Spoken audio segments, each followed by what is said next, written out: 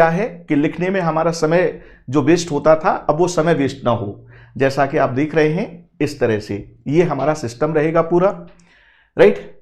और जो लोग लाइव आ चुके हैं वो जरा सेशन को शेयर कर दें ताकि बाकी लोग भी यथाशीघ्र जुड़ सकें और सब लोगों को लाभ मिल सके, ठीक है। तो आइए, आशा करता हूं कि आप लोग बहुत अच्छे से रिवीजन करके आए होंगे, क्योंकि टॉपिक पहले से ही हमने आप लोगों को डिलीवर कर दिया था, थंबनेल में भी आपको दे दिया था, क्लास के एंड में भी हमने सैटरडे को बताया था कि हो सकता है संडे हम लोग ऑफ रखेंगे, लेकिन मंडे को डेफिनेटली आपको सेशन मिलेगा और ये सेशन लगातार रहेंगे। तो ये सब क्वेश्चंस हैं आपके। तो आइए सबसे पहले हम लोग बात करते हैं अनुच्छेद 5 से लेकर के अनुच्छेद 11 तक जो नागरिकता संबंधी जो बात की गई है। पूजा जोशी, गुड इवनिंग बेटा, गुड इवनिंग।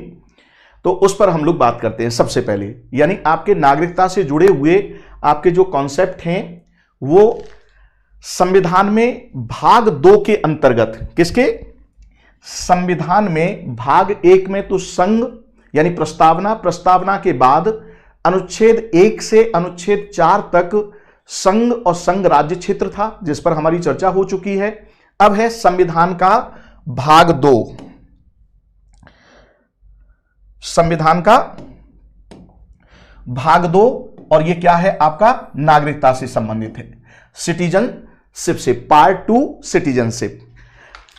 अब देखिए, इससे 4 अनुच्छेद सीधे सीधे कनेक्टेड हैं और बाकी के ध्यान से आप समझिएगा, अनुच्छेद 5, अनुच्छेद 6, अनुच्छेद 7 और अनुच्छेद 8, 9 और 10 है, उसका रेफरेंस अलग है, उस पर हम लोग बात करेंगे। टोटल मिलाकर के अनुच्छेद 5 से लेकर के अनुच्छेद 11 तक आपके नागरिकता से संबंधित प्रावधान जुड़े हुए हैं। एक बात यहां पर नोट कर लीजिए, आपके यहां पर आपने पूरी अच्छी तरह से इन चीजों को समझा होगा, आपने ऑनलाइन क्लास की हो या ऑफलाइन क्लास की हो, इन टॉपिकों को आपको बहुत अच्छे से आपके तैयार होंगे, ऐसी मैं आशा करता हूं। क्यों? क्योंकि 26 मई को आप परीक्षा देने जा रहे हैं, तो ऐसा तो हो नहीं सकता कि आपको टॉपिक पता ना हो या उसकी समग्र जानकारी ना हो।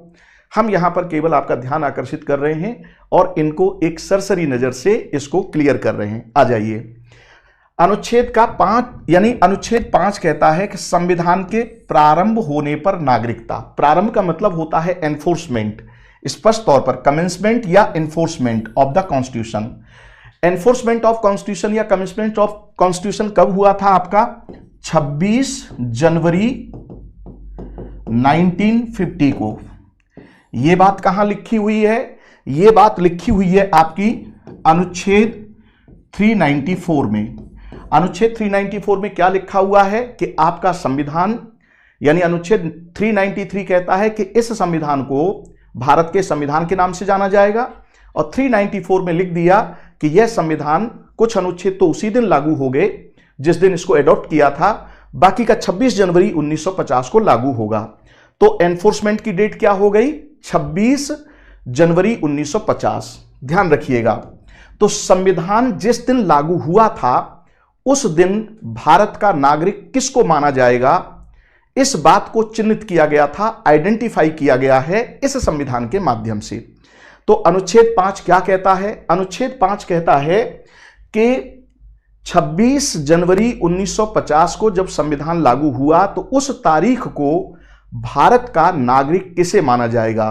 तो अनुच्छेद 5 कहता है कि वह व्यक्ति जो भारत में रह रहा है, अधिवास है जिसका, ध्यान दीजिएगा, यह अधिवास बहुत इंपॉर्टेंट है। अधिवास का मतलब होता है यानी स्थायी निवास, और यह आपका एक लीगल कॉन्सेप्ट है, यानी जो व्यक्ति पैदा हुआ है तो पैदा होते समय जो उसके पिता का स्थायी निवास था वही उसका स्थायी निवास होता है, और यह जीवन पर्यंत उसके साथ जुड़ा होता है। राइट नाउ, इसको उद्भव आधारित अधिवास कहते हैं।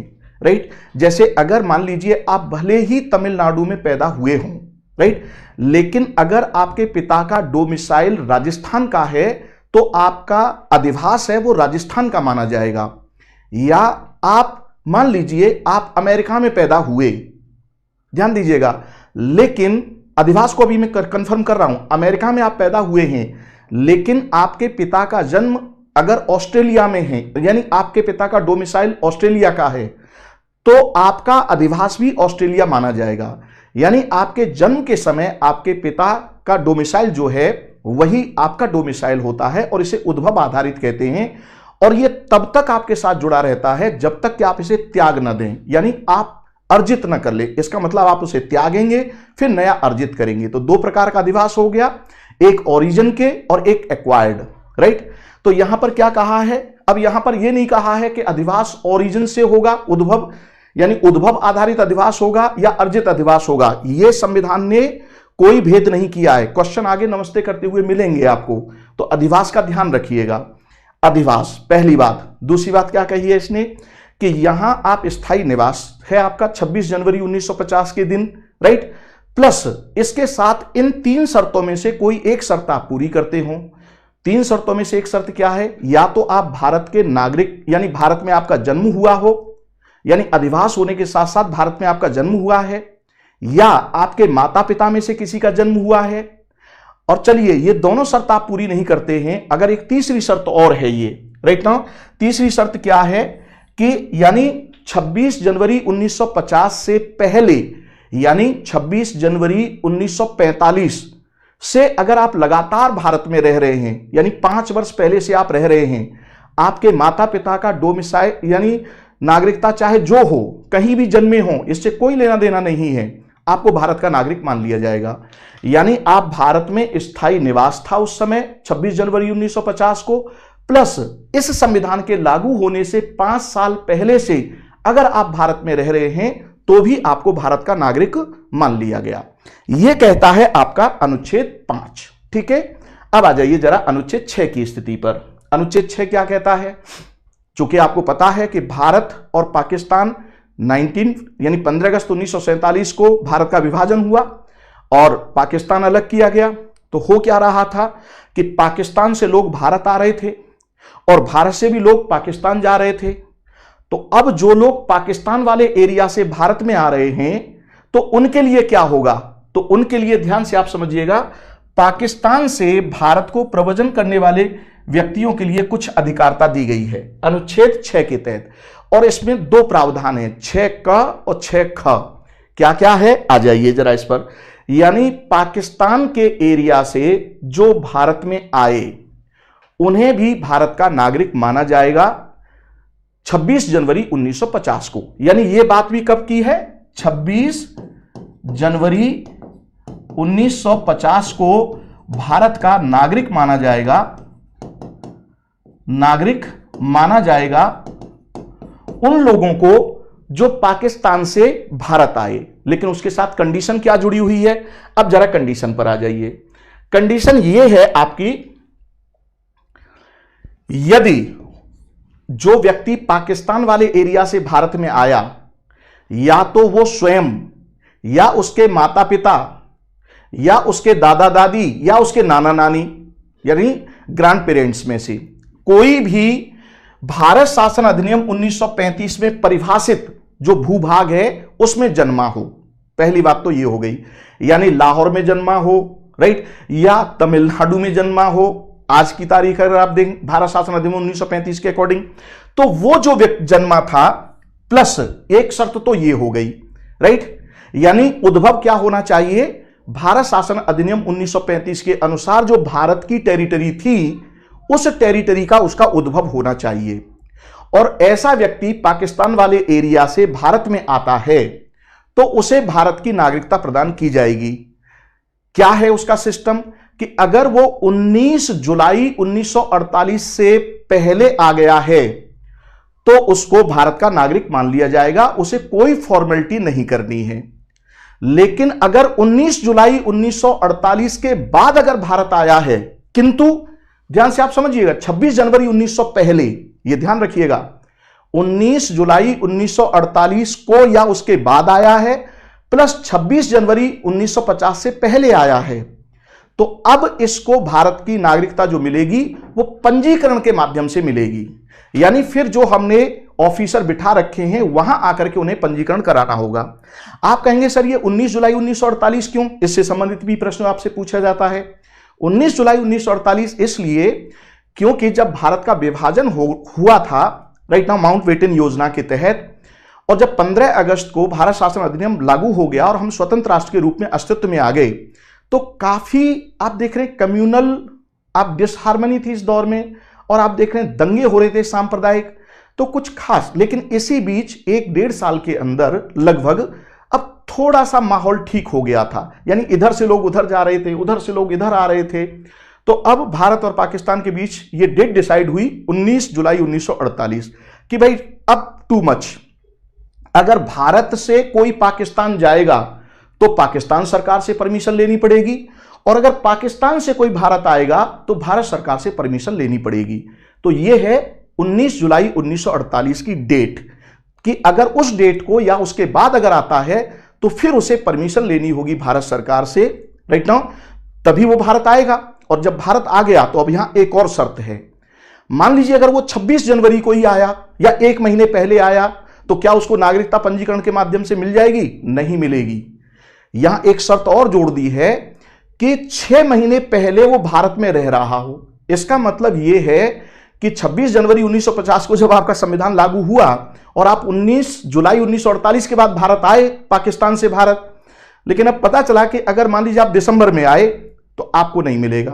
फिर आपको कैसे मिलेगी? फिर तो अब यह संविधान के तहत नहीं मिलेगी। क्वेश्चन पूछा गया है आपसे ये, अब यह संविधान के तहत नहीं मिलेगी, बल्कि संविधान सम्मत विधि के माध्यम से अब आपको नागरिकता मिलेगी, और वो नागरिकता संसदीय अधिनियम के दायरे में मिलेगी, न कि संविधान के दायरे में। इस पर मैं अभी चर्चा कर दूंगा, पहले जरा इन पॉइंट्स को समझ लीजिए जो संवैधानिक अनुच्छेद हैं।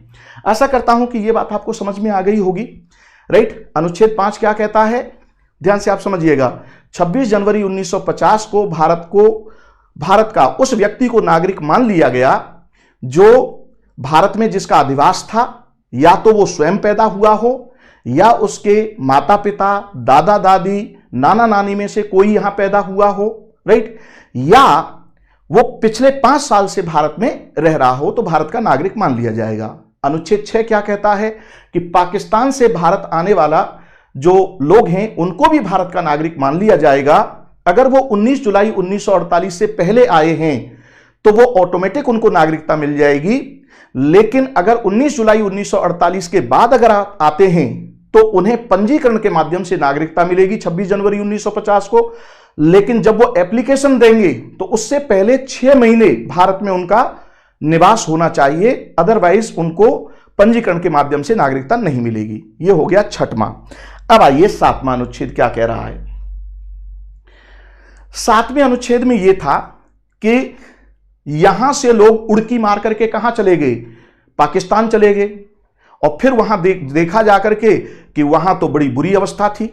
जब भाई भारत और पाकिस्तान का बंटवारा हो गया तो वहां जो मुस्लिम बहुसंख्यक थे उन्होंने अपने आप को नेटिव माना, और जो भारत से पलायन करके जो उस भाग में गए तो इन मुसलमानों के साथ उन्होंने द्वितीय दर्जे का व्यवहार किया कि नहीं भाई ये कैसे आ गए, राइट। तो कुछ लोगों ने बड़ी समझदारी दिखाई कि अरे अरे भाई हम तो आए थे कि पाकिस्तान है, राइट, यानी पाक भूमि है, यहां पर धर्म के आधार पर सत्ता का संचालन होगा, लेकिन अपना सब कुछ कारोबार छोड़ छाड़ करके, जमीन जायदाद छोड़ छाड़ करके वहां चले गए, और वहां जाकर के देखा कि यहां तो बड़ी बुरी स्थिति है, उन्होंने कहा ये ठीक नहीं है, तो वहां से वापस फिर आए। तो वापस आए तो ध्यान से आप समझिए इसके लिए क्या किया कि 1 मार्च 1947 को जो भारत से पाकिस्तान चला गया वो अब भारत का नागरिक नहीं माना जाएगा, ठीक है, अनुच्छेद 7 कहता है। फिर क्या कहा कि ठीक है भाई, अगर मान लीजिए अब अगर वो आना चाहता है, भारत छोड़कर के पाकिस्तान चला गया था, फिर पाकिस्तान से भारत में आता है, तो अब उसे यहां पर पंजीकरण के माध्यम से नागरिकता मिलेगी, और उसके लिए 6 महीने पहले 26 जनवरी 1950 से 6 महीने पहले भारत में निश्चित तौर पर उसे रहना होगा, तभी उसे 26 जनवरी 1950 को नागरिकता प्राप्त होगी, अदरवाइज नहीं। यह है आपका 7वां। अब आ जाइए अनुच्छेद 8 क्या कह रहा है। अब ये सब है, आप स्क्रीनशॉट ले लीजिएगा। 8 में यह कहा गया है, ध्यान से समझिएगा, अनुच्छेद 8 क्या कह रहा है। अनुच्छेद 8 यह कह रहा है कि भारतीय मूल का व्यक्ति है, और भारतीय मूल के व्यक्ति का मतलब यहां यह है कि चाहे यानी भारत शासन अधिनियम 1935 के तहत जो भारत का भूभाग था उसमें अगर आप जन्मे हैं, या आपके माता पिता में से कोई जन्मा है, या आपके दादा दादी में से कोई जन्मा है या आपके नाना नानी में से कोई जन्मा है तो आपको भारतीय मूल का व्यक्ति माना जाएगा। और आप विदेश में रह रहे हैं उस समय 26 जनवरी 1950 को जब हमारा संविधान लागू हुआ, तो भाई ऐसा है कि आपको भी मौका मिलेगा भारत की नागरिकता प्राप्त करने का। इसके लिए आपको क्या करना है कि जिस देश में आप निवास कर रहे हैं वहां जो हमारी एम्बेसी है उस एम्बेसी में आपको पंजीकरण कराना होगा। अब देखिए, ये अनुच्छेद में मोस्ट इंपॉर्टेंट बात यह है जो प्री में पूछी जाती है अक्सर करके कि 5, 6, 7 जो अनुच्छेद हैं ये 26 जनवरी तक ही लागू होते हैं, 26 जनवरी 1950 तक। लेकिन इसके तहत प्रावधान यह है कि 26 जनवरी तक और 26 जनवरी के बाद भी आप पंजीकरण के माध्यम से क्या कर सकते हैं, यानी 26 जनवरी के बाद भी पंजीकरण के माध्यम से आप सदस्यता ग्रहण कर सकते हैं। यह प्रोविजन अनुच्छेद 8 में दिया हुआ है। तो यह भारतीय मूल के उद्भव के बारे में हो गया। अब आ जाइए जरा, नौमा क्या कह रहा है।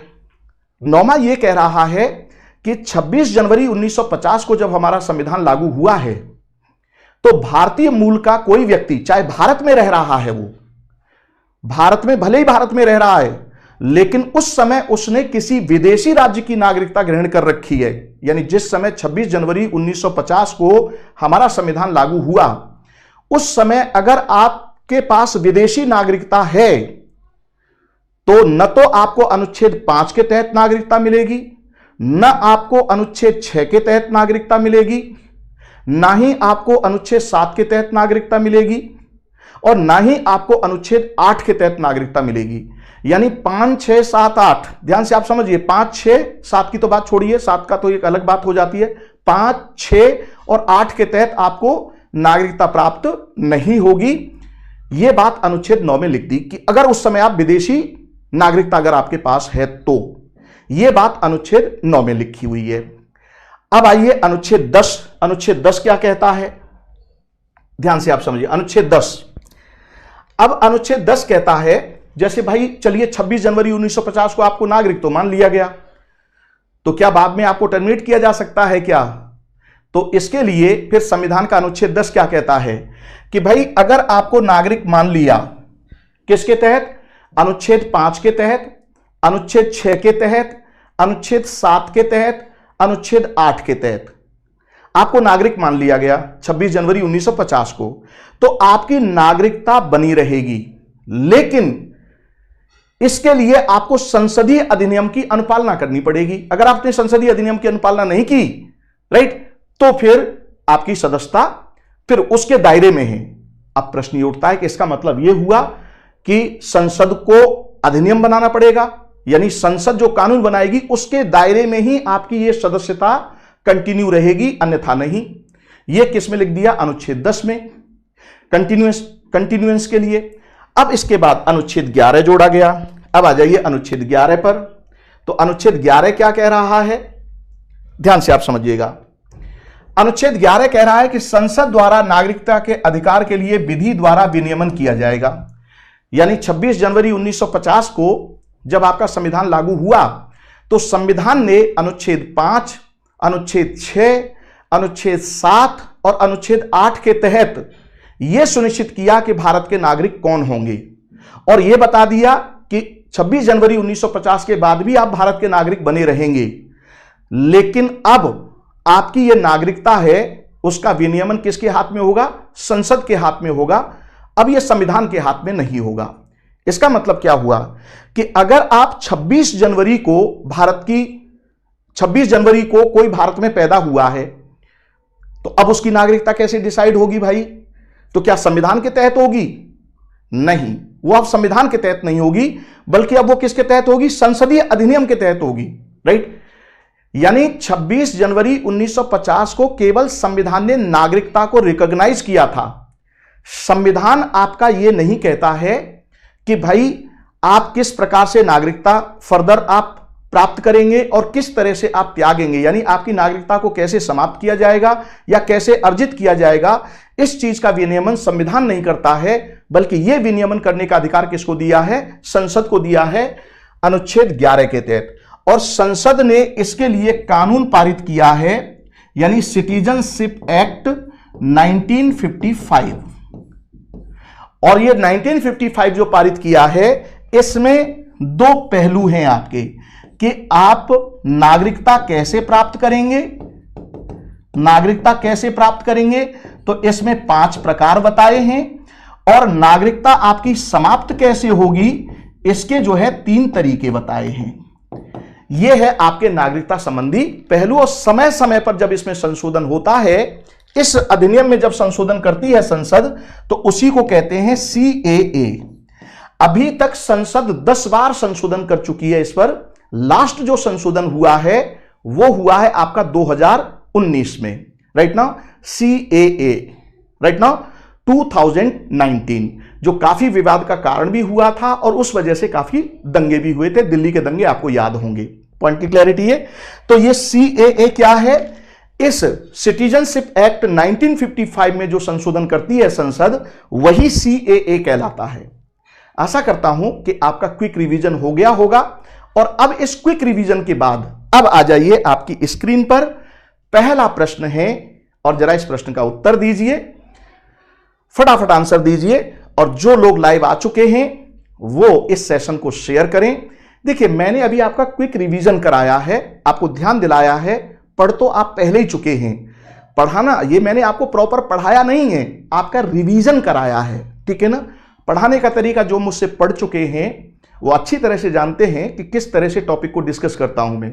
ये तो केवल रिवीजन के लिए था आपको। अब आपकी स्क्रीन पर पहला प्रश्न है, अब जरा फटाफट इसका उत्तर दीजिए। और सेशन आप ये मान करके चलिए कि अगर 1 घंटे में समाप्त हो जाता है तो ठीक है, अगर 1.5 घंटे में समाप्त होता है तो 1.5 घंटे तक क्लास जाएगी, और अगर 2 घंटे लगते हैं तो 2 घंटे तक क्लास जाएगी। यानी जितने प्रश्न लेकर के आए हैं, लगभग 20 प्रश्न तो होंगे ही होंगे, वो सब अटेम्प्ट होने हैं। इस बात के लिए मानसिक तौर पर आप तैयार रहिएगा इस सेशन के लिए। और जो लोग मुझे पहली बार देख रहे हैं, पहली बार चैनल पर आए हैं, वो इस चैनल को सब्सक्राइब कर लें, बेल आइकन को दबा दें ताकि आपको नोटिफिकेशन मिलता रहे। साथ ही इसको शेयर भी कर दें और कमेंट करें और लाइक करें।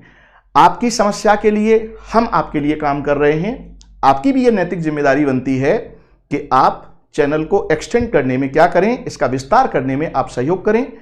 आपके जो लाइक हैं, आपके जो कमेंट हैं, आपके जो शेयर्स हैं, वो हमारे मनोबल को भी बढ़ाते हैं ताकि हम और बेहतर मनोबल के साथ आपको क्लास दे सकें, आपको बेहतर सेशन दे सकें। तो वाइस वर्सा है ये। आ जाइए, प्रश्न आपकी स्क्रीन पर है।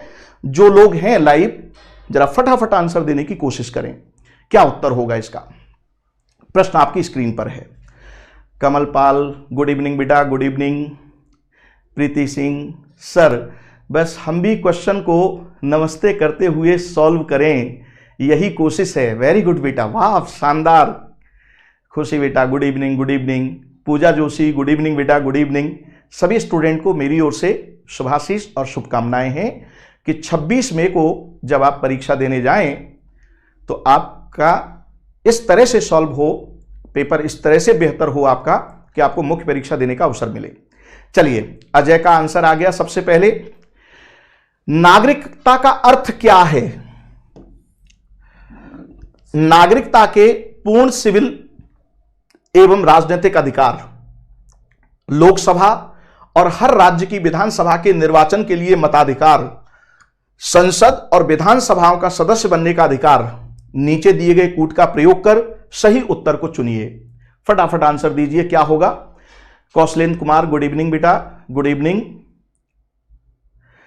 कमल Kumar, I am from Dhanbad, okay बेटा, वेरी गुड कमल कुमार। प्रीति सिंह, 1 का D. Kaushalendra D, very good. बाकी लोग भी आंसर दीजिए और जरा सेशन को फटाफट क्या कर दीजिए, शेयर कर दीजिए ताकि अधिक से अधिक लोग जुड़ें और ये हमारे मनोबल को भी बढ़ाएगा, राइट। और देखो, शेयर करने में, लाइक करने में, राइट, सब्सक्राइब करने में कोई शुल्क तो जा नहीं रहा है, राइट। जो भी नए विद्यार्थी हैं, राइट, जो भी नए विद्यार्थी हमसे जुड़ रहे हैं, वो सेशन को यानी चैनल को सब्सक्राइब जरूर कर लें और उसको शेयर कर दें अपने ग्रुप्स में। आप लोग भी ग्रुप में शेयर कर दीजिए सभी जगह, राइट। ओके, अब जरा आ जाइए। आप लोगों ने जो प्रश्न का उत्तर दिया है वो बिल्कुल सही उत्तर दिया है। सर जी मुझे ऑफलाइन तैयारी करनी है, कौशलेंद्र कुमार सिंह। बिल्कुल बेटा, ऑफलाइन तैयारी करने के लिए भी 25 साल से ऑफलाइन ही तो मैं पढ़ाता चला आ रहा हूं। 97 में ये कलम पकड़ा था, उस समय चौक से पढ़ाया करते थे। राइट नाउ अब ये डिजिटल बोर्ड आ गया। राइट, तो ऑफलाइन ही के तो टीचर हैं। अब ये तो अभी अभी जस्ट जुम्मा 4 दिन हुए हैं ऑनलाइन तो मुझे। राइट, लेकिन अब मुझे आनंद आने लगा है ऑनलाइन में आप लोगों के साथ। कमल कुमार डी, खुशी डी, जिन लोगों ने उत्तर दिया है उन सबका बिल्कुल आंसर सही है। यानी ये भी कथन सही है, ये भी कथन सही है, ये भी कथन सही है, और आंसर डी होगा, यानी 1 2 3। अब ये क्यों होगा जरा इसको समझ लीजिए, नहीं तो अगर ऐसे आंसर हो गया तो फिर मुझसे पढ़ने का क्या लाभ हुआ। राइट, अब जरा इसका एक्सप्लेनेशन समझ लीजिए, ध्यान से आप समझिए। नागरिकता का मतलब है, थोड़ा कलम कॉपी भी साथ साथ रखें। नागरिकता का मतलब है राज्य की सदस्यता। क्या है? राज्य की सदस्यता। Membership of a state is known as citizenship. यानी किसी राज्य की सदस्यता जब आपको मिलती है तो आप क्या कहलाते हैं? नागरिक कहलाते हैं। इसका मतलब यह हुआ कि ये जो नागरिकता है ये राज्य पर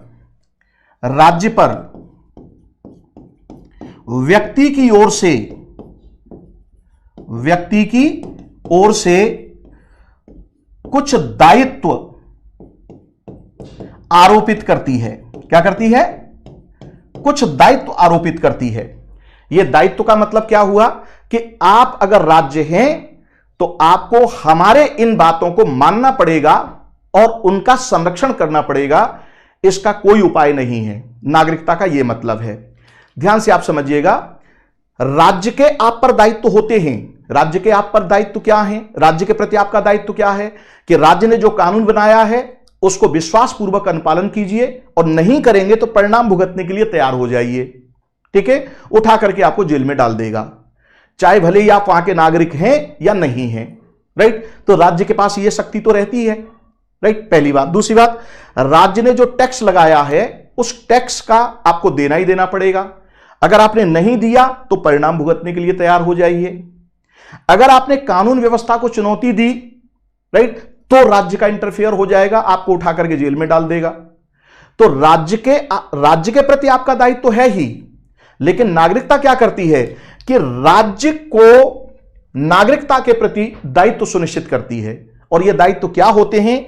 ये होते हैं आपके सिविल और राजनीतिक अधिकार। राजनीतिक अधिकार। अब चूंकि राज्य एक राजनीतिक व्यवस्था होती है और जब आप इसके मेंबर होंगे, राइट, नागरिकता की वजह से, तो इसका मतलब आपको क्या मिलेंगे? अधिकार भी मिलेगा।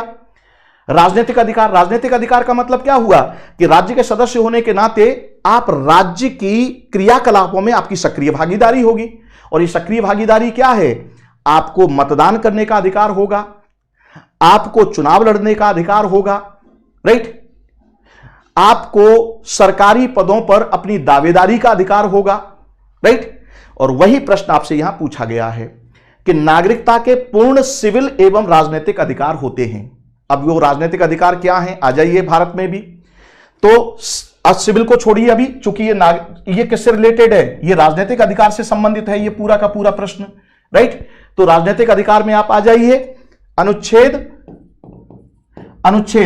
325 और अनुच्छेद 325 क्या कहता है कि जो भारत का नागरिक है, 18 वर्ष की आयु पूरी कर चुका है, उसे लोकसभा का और प्रत्येक राज्य की विधानसभा में वोट देने का अधिकार होगा, संसद और विधानसभाओं का सदस्य बनने का अधिकार होगा। राइट, यानी सभी में, ये तो 325 में तो वोट देने का अधिकार हो गया। राइट, और जब ये कह रहा है विधानसभा का सदस्य बनने का अधिकार, तो आप उठा करके देख लीजिए कि लोकसभा का सदस्य बनने की अहर्ता में क्या है? क्वालिफिकेशन में पहली है कि वह भारत का नागरिक होना चाहिए। एमएलए का चुनाव लड़ने के लिए वह पहले भारत का नागरिक होना चाहिए। अब यहां तो यह बात बोल दी। इसके साथ ही ध्यान से आप समझिए, राष्ट्रपति बनने के लिए भी भारत का नागरिक होना चाहिए, उपराष्ट्रपति बनने के लिए भी भारत का नागरिक होना चाहिए, आईएएस बनने के लिए भी भारत का नागरिक होना चाहिए, पीसीएस बनने के लिए भी भारत का नागरिक होना चाहिए। राइट, अगर आप चतुर्थ श्रेणी कर्मचारी के लिए अप्लाई करेंगे तो उसके लिए भी भारत का नागरिक होना चाहिए। तो ये सब क्या कहलाएंगे? आपके राजनीतिक अधिकार कहलाएंगे। अब आ जाइए सिविल अधिकार। सिविल अधिकारों में फंडामेंटल राइट की बात कर देते हैं। राइट नाउ फंडामेंटल राइट और कुछ अन्य अधिकार भी होते हैं, राइट नाउ, जिन्हें मानव अधिकार की बात भी कर सकते हैं। तो आ जाइए इस मामले में फिर हमारे पास क्या है? इस मामले में आ जाता है भाग 3, राइट, मूलाधिकार। तो मूलाधिकार पर आगे के सेशन में हम लोग चर्चा करेंगे और यहां पर भी उससे रिलेटेड प्रश्न होंगे। तो इस प्रश्न का उत्तर आपको समझ में आ गया कि नागरिक के पूर्ण सिविल एवं राजनीतिक अधिकार होते हैं नागरिकता की वजह से। नागरिकता की वजह से वो राज्य का सक्रिय सदस्य हो जाता है, परिणाम स्वरूप उसे वोट देने का अधिकार होता है और उसे चुनाव लड़ने का अधिकार होता है। तो 3 ऑप्शन क्या हो जाते हैं? सही हो जाते हैं। चलिए आपकी स्क्रीन पर अगला प्रश्न है, जरा इस प्रश्न पर विचार कीजिए और अपना उत्तर देने की कोशिश कीजिए। निम्नलिखित कथनों पर विचार कीजिए, फटाफट आंसर दीजिएगा। निम्नलिखित कथनों पर विचार कीजिए, क्या क्या कथन हैं, और नीचे दिए गए कूट का प्रयोग कर सही उत्तर का चुनाव कीजिए। किसका? सही उत्तर का। देखिए ये वाली लाइन और ये वाली लाइन आपको बहुत जरूर देखनी चाहिए, ठीक है ना। कौशलेंद्र कुमार सर, मैं 2023 में यूपी पीसीएस पीटी निकल गया था बट मेंस का एग्जाम नहीं लिख सका। ओके कौशलेंद्र बेटा, मेरे पास आपकी सूचना आ गई है और आपके पास ये नंबर है ना, इस नंबर पर आप मुझे व्हाट्सएप कीजिएगा, आपको कॉल मिल जाएगी, ठीक है ना। अगर मैं क्लास में रहूंगा तो जैसे ही क्लास से फ्री होऊंगा तो आपको विदिन 24 घंटे के अंदर इस नंबर पर जैसे ही आप व्हाट्सएप नंबर करेंगे आप मुझे, तो आपको डेफिनेट रिवर्ट मिलेगा, राइट नाउ, आपको बिल्कुल आपको रिस्पॉन्स मिलेगा। तो जिस किसी की भी पर्सनल क्वेरी है, राइट, अगर इस मंच से इससे रिलेटेड है तो वो यहीं सॉल्व हो जाएगी, लेकिन अगर वो पर्सनल प्रकृति की है तो इस नंबर पर आप मुझे व्हाट्सएप मैसेज करें, कॉल ना करें, कॉल हमारी तरफ से आ जाएगी आपको, ठीक है। चलिए, भारत में इकहरी एकल नागरिकता का प्रावधान है। संसद को नागरिकता से संबंधित कानून बनाने का अधिकार प्राप्त है। एकल नागरिकता प्रावधान ब्रिटेन से लिया गया है। बताइए जरा इस प्रश्न का उत्तर क्या होगा? अजय कुमार 2D, खुशी डी, प्रीति सिंह 2D। अच्छा बेटा, यहां पर एक बात और कि जो मेरी ये शैली चल रही है आपको क्लास देने की, ये आपको पसंद आ रही है, इसमें किसी तरह के परिवर्तन की आवश्यकता है, वो भी आप कमेंट करके आप जरूर बताएं, ठीक है। अगर मान लीजिए आपको फटाफट मुझे जैसे एक्सप्लेनेशन कर रहा हूं, ये एक्सप्लेनेशन इतना विस्तार से, ठीक है ना, क्योंकि YouTube पर जो क्लासेस चल रही हैं उनको मैं भी देख रहा हूं, तो वो तो क्या करते हैं, फटाफट फटाफट फटाफट धा धा धा धा धा, ऐसे लगता है जैसे कि पता चला कि कोई तूफान है, कोई आंधी आ रही है, उसमें एकदम घमासान हुआ और एकदम निकल। तो वो थोड़ा सा मैं भी कर सकता हूं उसको, अगर वो वाला मॉडल चाहिए तो वो वाला मॉडल भी आपको मिल जाएगा। लेकिन आप IAS बनने जा रहे हैं, आप PCS बनने जा रहे हैं, किस्तों में मेहनत मत कीजिए बेटा, एक बार मेहनत कर लीजिए, सिलेक्शन हो जाएगा, ठीक है ना। किस्तों में मेहनत करने से कुछ नहीं होगा, राइट नाउ। और आप एक महत्वपूर्ण यानी समाज को नियंत्रित निर्देशित करने वाली प्लस समाज के जीवन को परिवर्तित करने वाली सामाजिक आर्थिक परिवर्तन के ढांचे में आप ड्राइविंग सीट पर बैठेंगे, राइट नाउ। जाहिर सी बात है कि आपके अंदर पेशेंस होना बहुत जरूरी है, ठीक है। प्रीति सिंह का कमेंट आ गया, यानी इसी तरह से चलना है बेटा, ठीक है, कोई नहीं। और सेशन को जरा शेयर जरूर कर दीजिएगा बेटा अपने अपने सभी ग्रुप में। चलिए, तो भारत में इकहरी नागरिकता का प्रावधान है, यह बात बिल्कुल सही है। अब जरा समझ लीजिए इसको कि हमने संघात्मक राज्य है हमारे यहां, मैंने समझाया था आपको, इसमें आपका केंद्र भी है और राज्य भी है। अब देखिए, अमेरिका में आप चले जाइए, जब आप राज्य है यानी प्रांतीय सरकार, यह भी राज्य है, तो 2 राज्य हो गए, एक केंद्र और एक प्रांतीय स्तर का। तो अमेरिका में क्या होता है कि आप जिस प्रांत के निवासी हैं उस प्रांत के राज्य जो है उसके भी आपको नागरिकता होती है और एज अ होल यूनियन की भी नागरिकता होती है। अच्छा, अगर एकात्मक व्यवस्था है तो वहां तो एक ही राज्य है, तो वहां पर एकल नागरिकता होगी, भाई एक ही राज्य है तो उसी राज्य की सदस्यता होगी। लेकिन हमारे यहां पर 2 स्तर पर राज्य हैं, एक पूरे भारत के लिए राज्य है जिसे हम भारत सरकार कहते हैं, और एक केवल स्थानीय स्तर पर या क्षेत्रीय स्तर की सरकार है, उसे हम प्रांतीय सरकार कहते हैं, वो भी एक राज्य है। तो नागरिकता दोनों की होनी चाहिए, लेकिन हमने अपने यहां पर केवल संघ की नागरिकता दी है, राज्य की नागरिकता नहीं दी है। तो इसलिए एकल नागरिकता है, यह हमारा स्पेशल फीचर है भारत का, राइट। ऐसा हमने क्यों किया है, इससे रिलेटेड भी प्रश्न आपको मिलेंगे आगे। ये हमने इसलिए किया है क्योंकि अभी मैंने आपको बताया कि नागरिक होने के नाते आपको सिविल और राजनीतिक अधिकार होते हैं। अगर हम राज्यों की भी नागरिकता दे देते तो हो सकता है कोई राज्य दूसरे राज्य के लोगों के साथ डिस्क्रिमिनेट कर देता, और इस प्रकार हमारे यहां पर विखंडनकारी प्रवृत्तियों को बढ़ावा मिल जाता। क्योंकि भारत तो बहुत बड़ा देश है, सांस्कृतिक विविधता का देश है, तो ऐसे देश में अगर राज्य की भी नागरिकता आप दे देंगे तो अभी आप देखेंगे कि फिर बिहार क्या बोलेगा, भाई हमारे यहां एग्जाम नहीं दे सकते। हमारे यहां एग्जाम कौन देंगे, जो बिहार के ही जो नागरिक हैं, जो बिहार की नागरिकता प्राप्त किए हुए हैं, केवल उन्हीं को दिया जाएगा। या राजस्थान वाले बोल देंगे, तो सब अपने अपने। अभी आप क्या करते हैं, एकल नागरिकता का लाभ आपको क्या मिल रहा है, अभी बीपीएससी का फॉर्म निकलेगा तो राजस्थान वाले भी भर देते हैं, मध्य प्रदेश वाले भी भर देते हैं, झारखंड वाले भी भर सकते हैं, तमिलनाडु का कोई व्यक्ति अगर यहां पोस्टिंग है तो उसके बच्चे भी भर सकते हैं वहां, राइट। अगर मान लीजिए आपकी के किसी सगे संबंधी की पोस्टिंग अगर तमिलनाडु में है और वहां लंबे समय से वो पोस्टेड हैं, तो तमिलनाडु अब वहां पर वो क्या हो गए, यूज टू हो गए, तो वहां के जो वहां उनके बच्चे हैं वो वहां की, जबकि डोमिसाइल उनका यहां का है, राइट। तो जैसी बात है कि वहां जाकर के वो क्या करेंगे, राइट ना, उस एग्जाम में शामिल होंगे। तो हमारे यहां पर अभी मान लीजिए पुलिस की भर्ती निकली, किसी भी स्टेट में निकली, नागालैंड में अगर भर्ती निकल रही है तो जाकर के आप दीजिए एग्जाम, कोई दिक्कत थोड़ी नहीं है, राइट ना। यानी through out the territory of India नागरिकों के अधिकार एक समान हैं, चाहे वो राजनीतिक हो या वो सिविल हो, राइट। अभी मान लीजिए अगर आप राजस्थान में हैं तो यहां से अपनी मतदाता सूची में से नाम कटवा दीजिए, और पता चला कि आप कहां चले जाइए, मध्य प्रदेश में चले जाइए, तो वहां की मतदाता सूची में आप नाम लिखवा दीजिए, तो वहां के एमएलए और एमपी, वहां एमएलए एमपी के लिए वोट देंगे, स्थानीय स्वशासन की संस्थाओं के लिए वोट देंगे। आप कहीं भी निवास करते हैं, आईएएस का फॉर्म भर सकते हैं, पीसीएस का फॉर्म भर सकते हैं, टीचर्स की भर्ती निकलती है तो उसका फॉर्म भर सकते हैं, through out the territory of India. यानी सिविल और पॉलिटिकल राइट एक जैसे हैं, क्योंकि इसी से तो बंधुता स्थापित होगी आपकी, राइट। इसलिए यह प्रावधान किया गया है, राइट। संसद को नागरिकता से संबंधित कानून बनाने का अधिकार प्राप्त है, मैंने अभी आपको बताया है अनुच्छेद 11 के तहत, राइट। एकल नागरिकता का प्रावधान हमने कहां से लिया है, ब्रिटेन से लिया है। क्यों, क्योंकि ब्रिटेन एकात्मक है, क्या है, एकात्मक है। अब अमेरिका तो है नहीं, क्योंकि अमेरिका में तो संघात्मक है। अगर संघात्मक की बात करेंगे तो दोहरी नागरिकता होगी। तो आशा करता हूं कि एकल नागरिकता का प्रावधान अब आपको समझ में आ गया होगा, और आप तो समझे हुए हैं ऑलरेडी, लेकिन शिक्षक होना एक लंबा अनुभव है, तो आदत से मजबूर हैं, लगता है कि ये भी बता दें, ये भी बता दें, ताकि एग्जाम में जाकर के कोई परेशानी ना हो। तो आंसर क्या हो जाएगा आपका, डी हो जाएगा। चलिए आपकी स्क्रीन पर अगला प्रश्न है, और जरा इस प्रश्न पर विचार कीजिए और अपना उत्तर दीजिए, फटाफट आंसर दीजिए, क्या होगा। प्रश्न है, निम्नलिखित कथनों पर विचार कीजिए। क्या कथन है, कमल कुमार का परफेक्ट है sir, very good Kamal Kumar बेटा। सब लोग कमेंट करके ये बताएं कि सेशन ठीक चल रहा है। अगर इसमें किसी मॉडिफिकेशन की जरूरत है तो वो मॉडिफिकेशन कर दिया जाएगा बेटा, ठीक है ना। चलिए प्रश्न आपकी स्क्रीन पर है और उत्तर देने की कोशिश करें। देखिए शुरुआती प्रश्नों में विश्लेषण ज्यादा जाता है, लेकिन बाद में जैसे जैसे प्रश्न आएंगे तो अब विश्लेषण नहीं रहेगा। क्यों, क्योंकि बातें सब पूरी हो चुकी होती हैं, राइट। तो फटाफट आंसर लगना शुरू हो जाता है।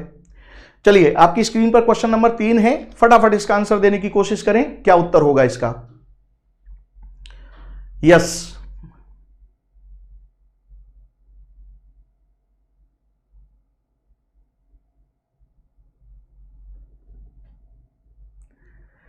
राज यादव, बहुत ही शानदार, वेरी गुड बेटा, वेरी गुड। चलिए अब फटाफट प्रश्न का उत्तर दीजिए। प्रश्न आपकी स्क्रीन पर है, निम्नलिखित कथनों पर विचार कीजिए। क्या कथन है और उपरोक्त में कौन सही नहीं है। अब जरा यह जरूर ध्यान दीजिएगा, सही वाला नहीं अपनाना है, यह बताना है कि सही कौन सा नहीं है इन कथनों में से, उसके अनुसार आपको आंसर देना है। तो देखिए, भारत के संविधान के भाग 2 में भारत की नागरिकता से संबंधित है। क्या यह कथन सही है? तो भाई ये ध्यान से आप समझिएगा, यानी भाग 1 और भाग 2 तो जरा क्लियर कर लीजिए। मैंने अभी अभी आपको बताया है, भारतीय संविधान अपने लागू होने के बाद से भारतीय नागरिकता के अधिग्रहण, निर्धारण और समाप्ति के मामले से संबंधित है। क्या यह कथन सही है या गलत है? अब आइए, सभी मौलिक कर्तव्यों को 42वें संवैधानिक संशोधन अधिनियम से जोड़ा गया था। अब ये 3 स्टेटमेंट हैं, इनमें से गलत स्टेटमेंट कौन सा है उसके आधार पर आप आंसर दीजिए, इसमें से कौन सा गलत है। खुशी का जवाब आ चुका है बी, और दीजिए फटाफट आंसर दीजिए बेटा, ठीक है ना? यस,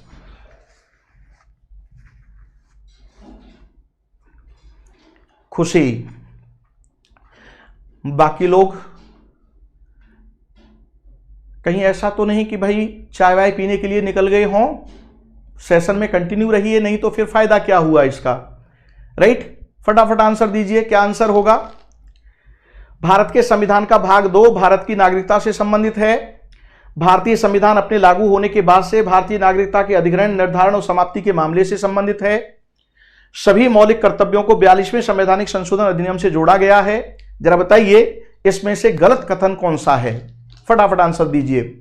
खुशी बी, कमलपाल का उत्तर है सी, अजय का आंसर है 3D, यानी सहमति नहीं है, यानी इस प्रश्न के उत्तर में सहमति नहीं है। प्रीति सिंह बी सी डी, ए बचा हुआ है, लगे हाथ ए को भी बता दीजिए कोई राइट, यानी सहमति नहीं है आप लोगों में। चलिए अब जरा इस प्रश्न का उत्तर मैं बताता हूं आपको। भारत के संविधान का भाग 2 भारत की नागरिकता से संबंधित है, मैंने अभी आपको बताया है। तो यह कथन क्या है? यह कथन सही है, ठीक। अब आइए, भारतीय संविधान अपने लागू होने के बाद से भारतीय नागरिकता के अधिग्रहण, भारतीय संविधान अपने लागू होने के बाद से भारतीय नागरिकता के अधिग्रहण, निर्धारण और समाप्ति के मामले से संबंधित है। तो यह सही नहीं है। क्यों नहीं है? क्योंकि संविधान केवल 26 जनवरी 1950 को जब संविधान लागू हुआ था, इस तारीख को कौन नागरिक होगा, यानी ये क्या कर रहा है? चिन्हित कर रहा है। क्या कर रहा है? चिन्हित,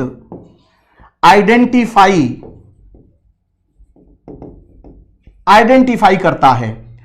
और जैसे ही यह संविधान लागू हो गया तो संविधान ने क्या बोल दिया कि अनुच्छेद 10 के तहत कि भाई संसदीय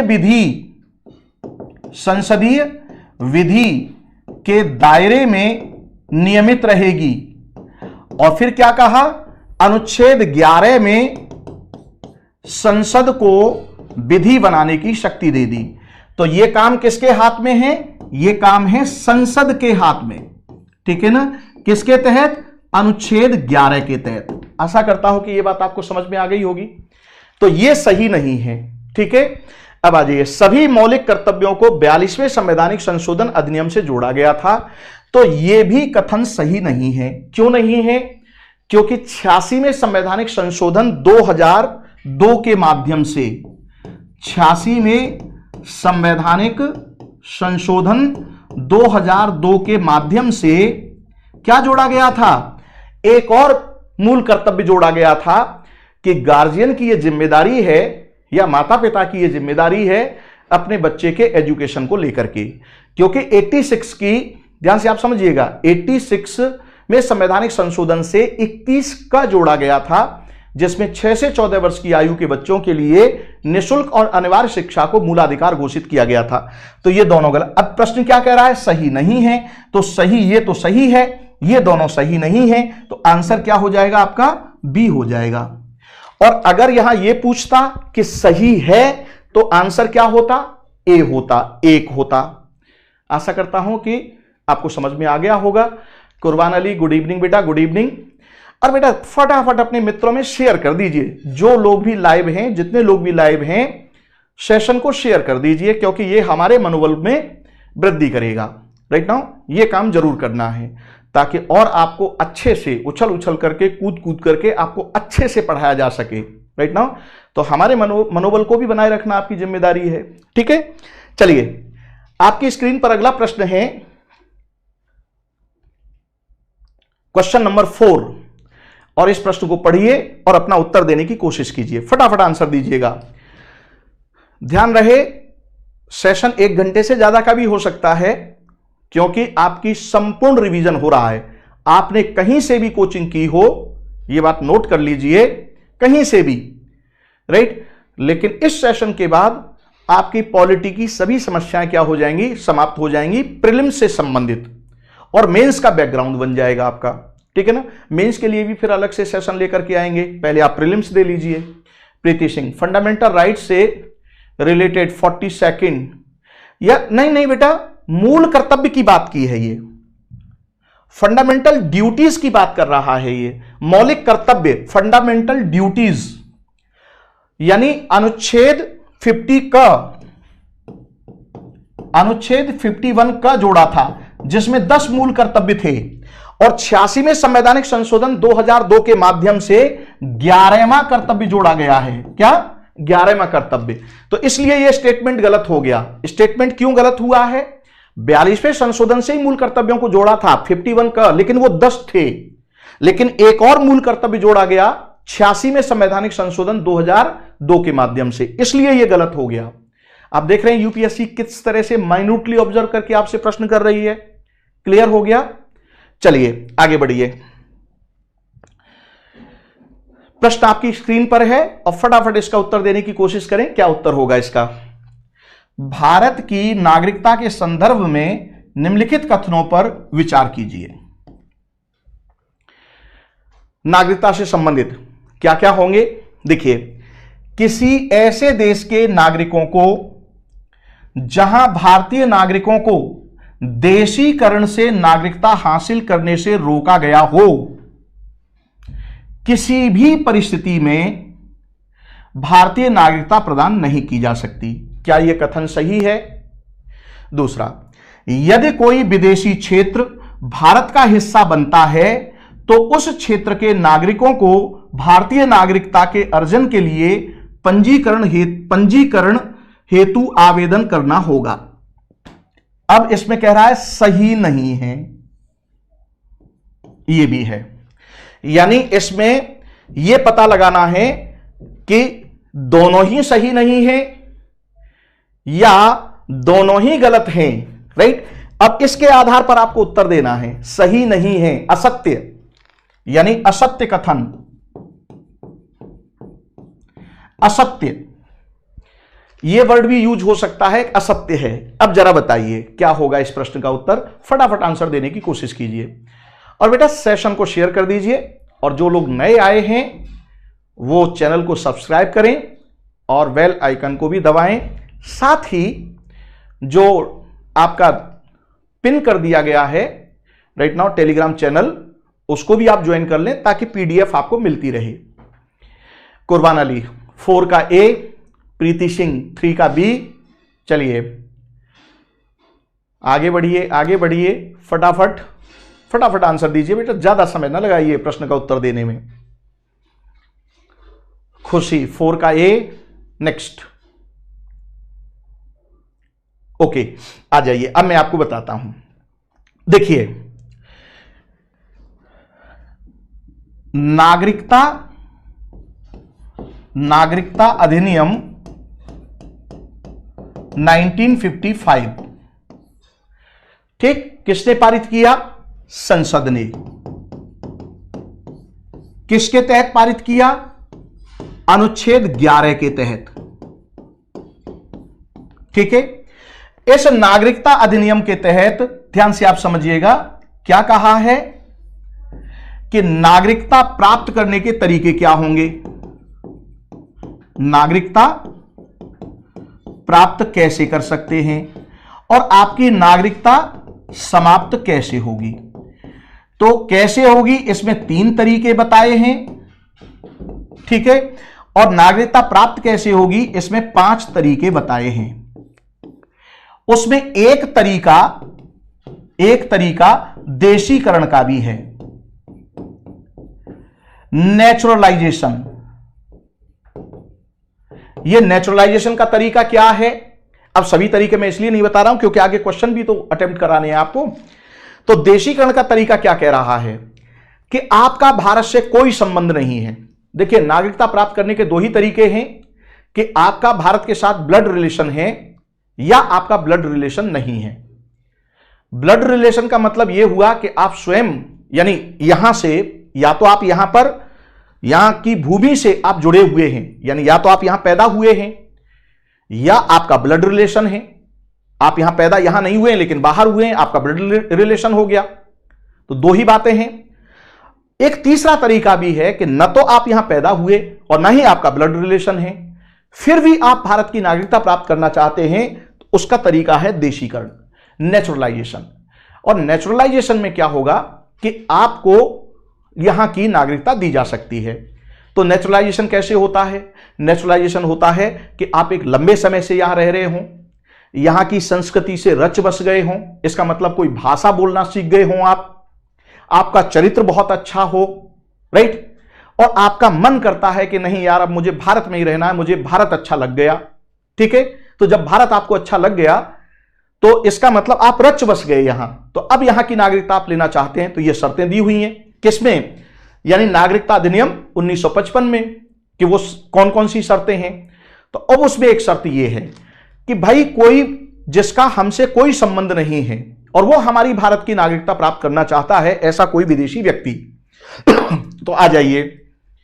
तो वो ऐसे देश से होना चाहिए कि वहां पर हमारे यहां के लोगों को भी देशीकरण के माध्यम से नागरिकता प्राप्त होनी चाहिए।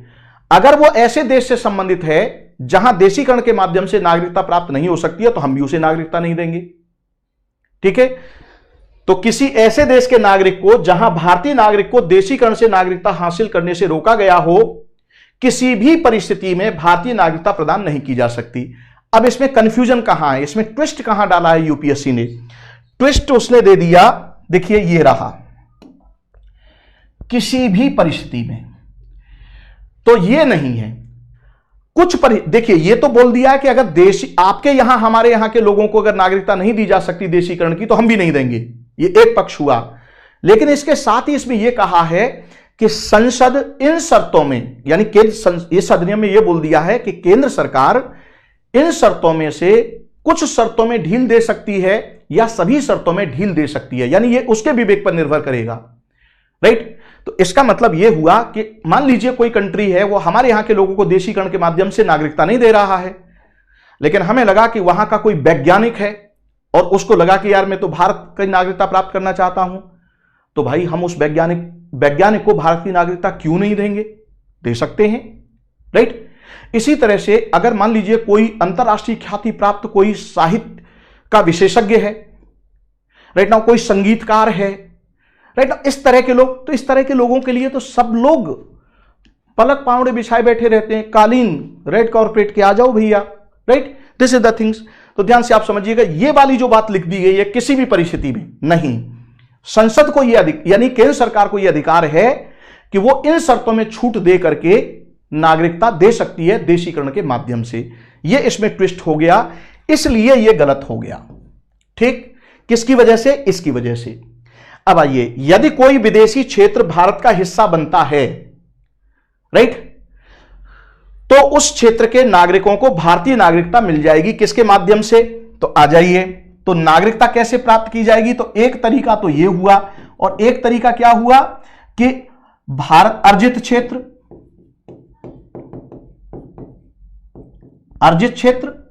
अरे भाई आपने गोवा को अर्जित किया था ना, सिक्किम को अर्जित किया था ना, तो आपने संसदीय अधिनियम के माध्यम से इसमें यह बोल दिया है कि भविष्य में कभी भी अगर हम किसी भूभाग को अर्जित करते हैं तो वहां के लोग भी भारत के नागरिक हो जाएंगे और वो नागरिक कैसे होंगे, तो इसके लिए केंद्र सरकार एक नोटिफिकेशन जारी करेगी, राइट ना। उस नोटिफिकेशन के माध्यम से उस क्षेत्र के सभी लोगों को नागरिकता मिल जाएगी।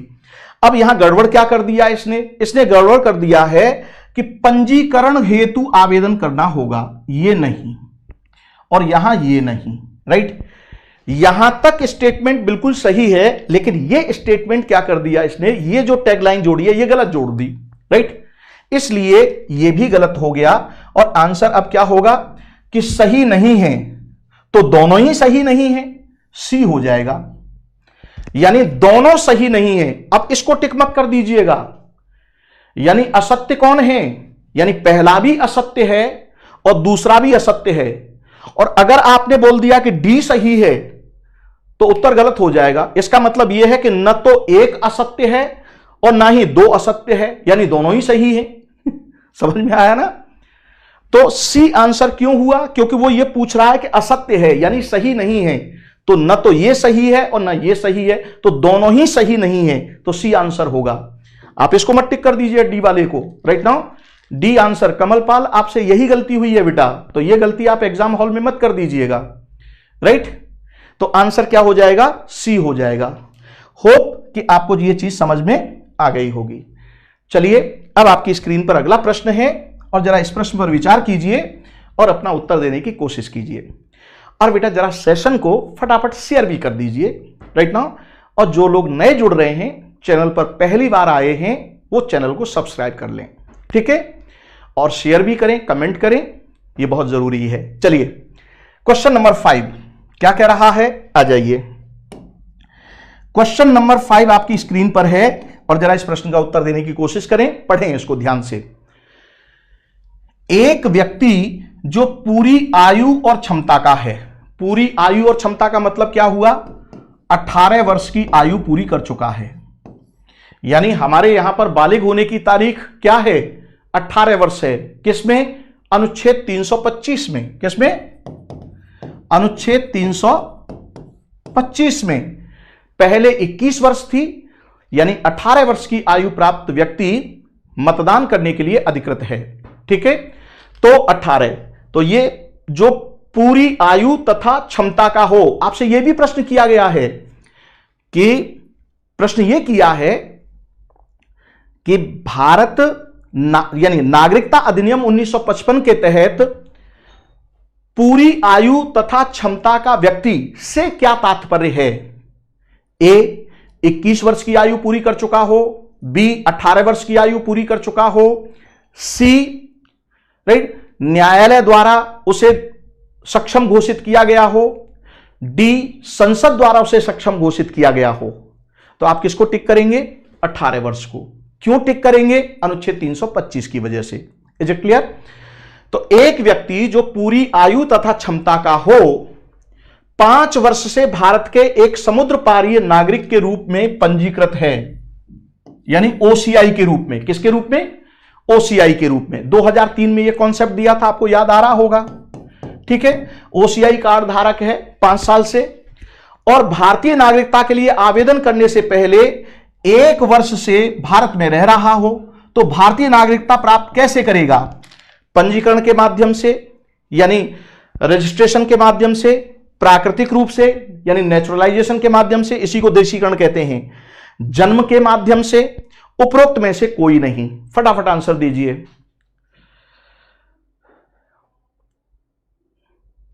प्रीति सिंह 5th का A, GS classes. Good evening, good evening, good evening Deshraj ji, good evening.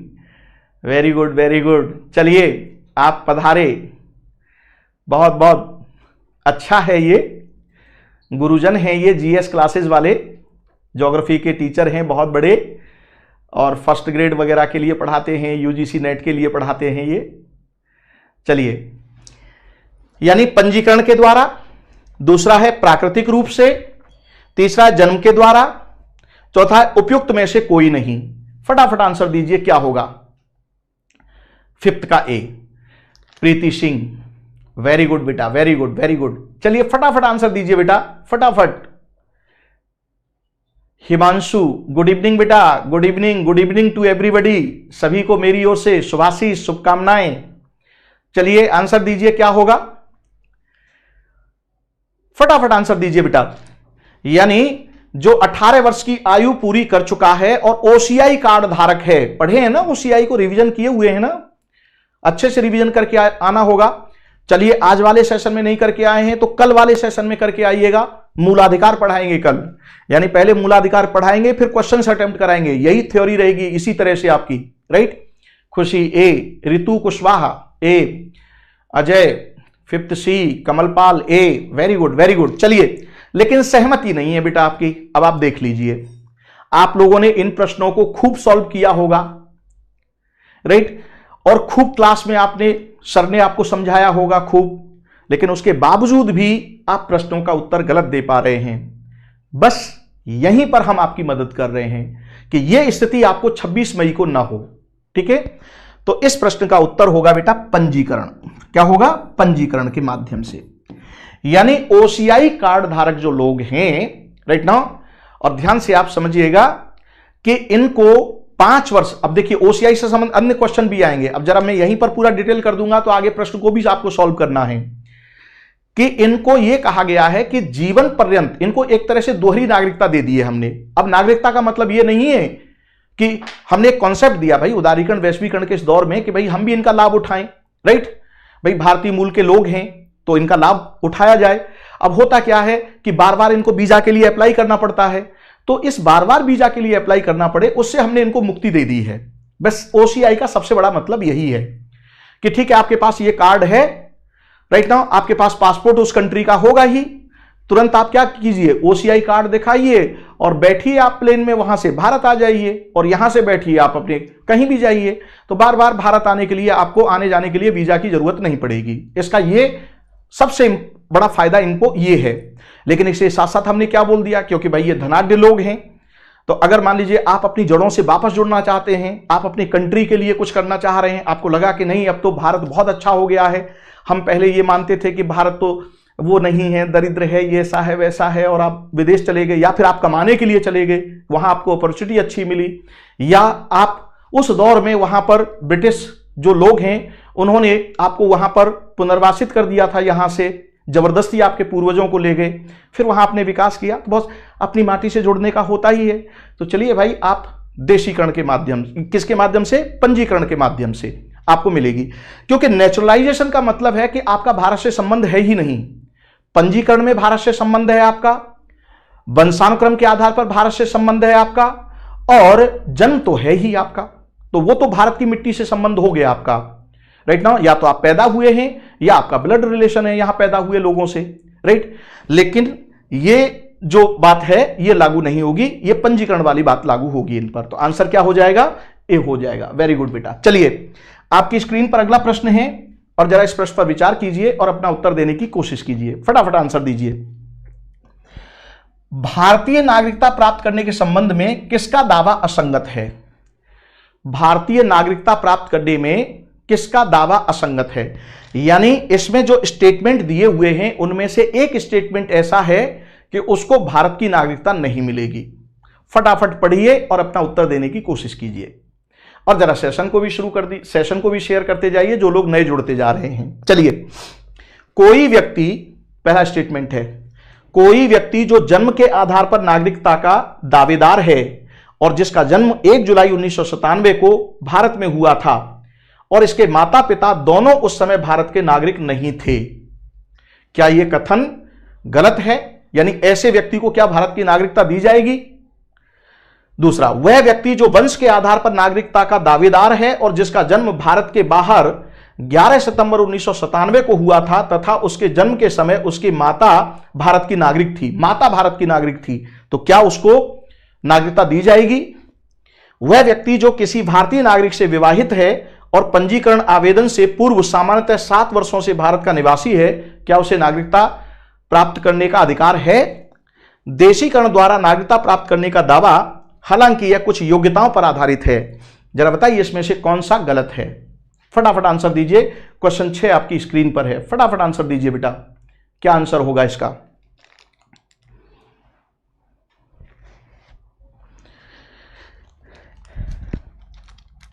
फिर उसको एक्सप्लेन करते हैं। आंसर तो समझ में आ रहा है ना? क्वेश्चन पढ़ पा रहे हैं?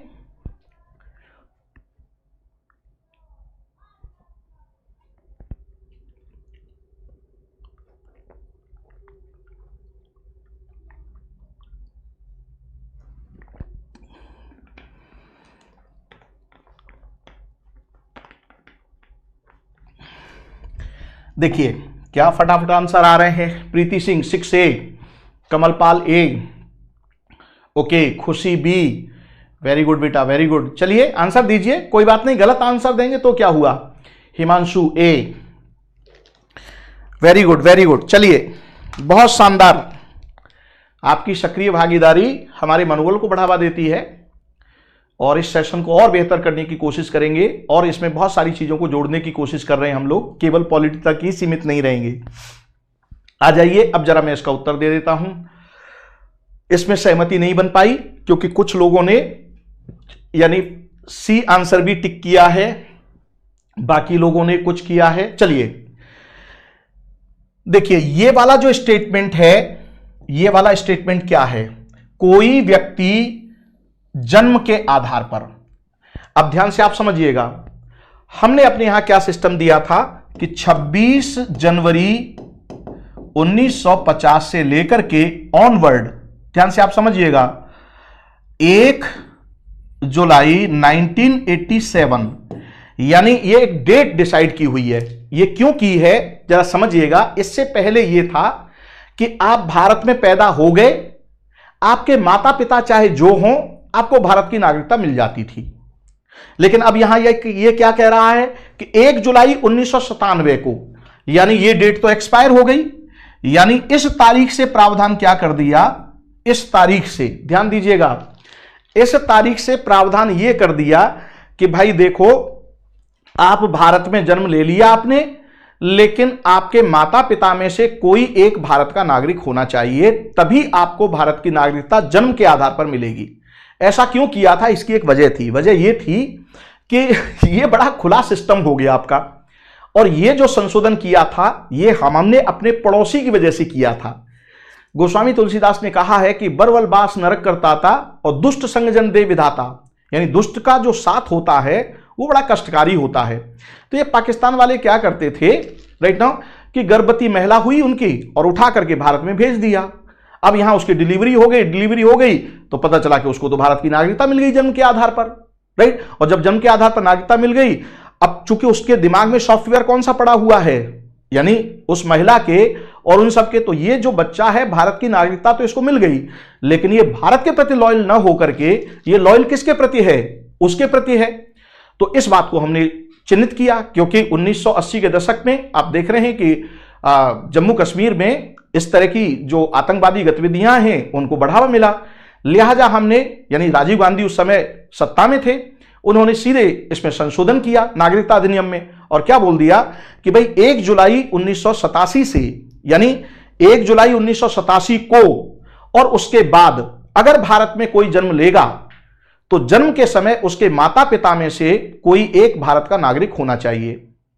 अब इसका भी दुरुपयोग हुआ तो फिर अटल बिहारी वाजपेयी सरकार आई और उसने 2003 में फिर इसमें संशोधन किया।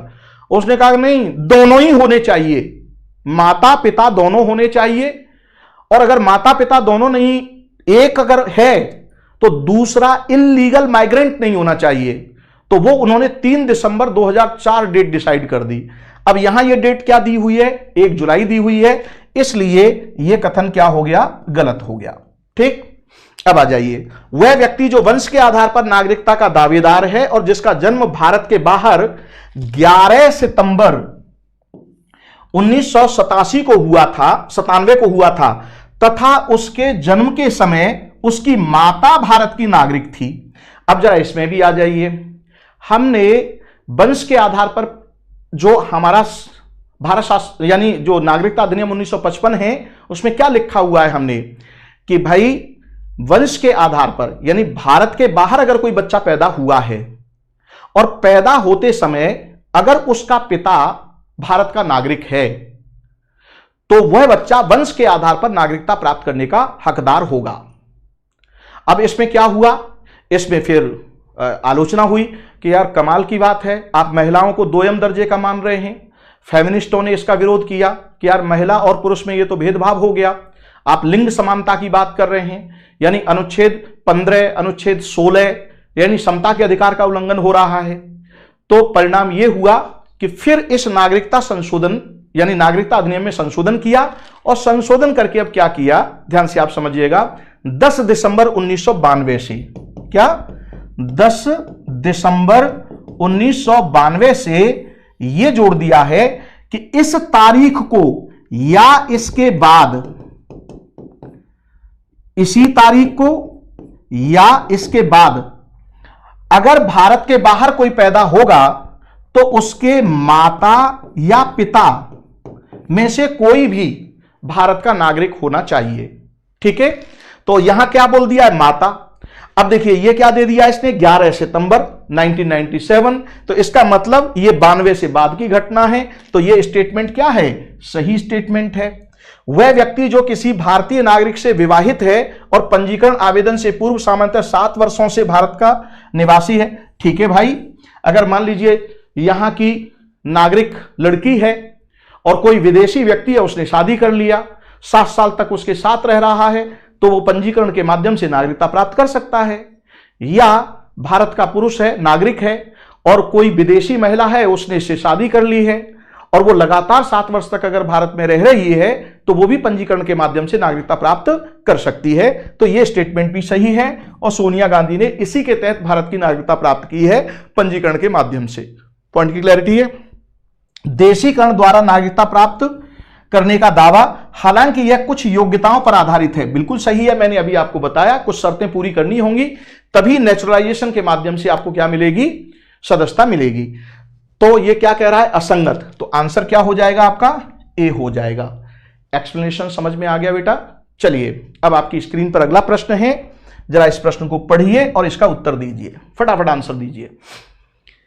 देखिए प्रश्न तो सबके पास हैं, नहीं समझे, ऐसा थोड़ी नहीं है कि ये प्रश्न अगर मान लीजिए इनके अलावा कोई और दूसरा प्रश्न भी अगर मैं डिजाइन करूंगा, राइट, तो जाहिर सी बात है कॉन्सेप्ट चेंज थोड़ी नहीं हो जाएगा, राइट।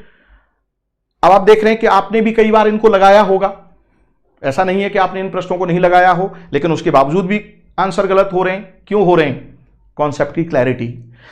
तो इस प्लेटफॉर्म पर हमसे जुड़ने से आपको लाभ यह होगा कि आपको कॉन्सेप्ट की क्लैरिटी हो जाएगी और आपके अंदर संवेदना पैदा हो जाएगी।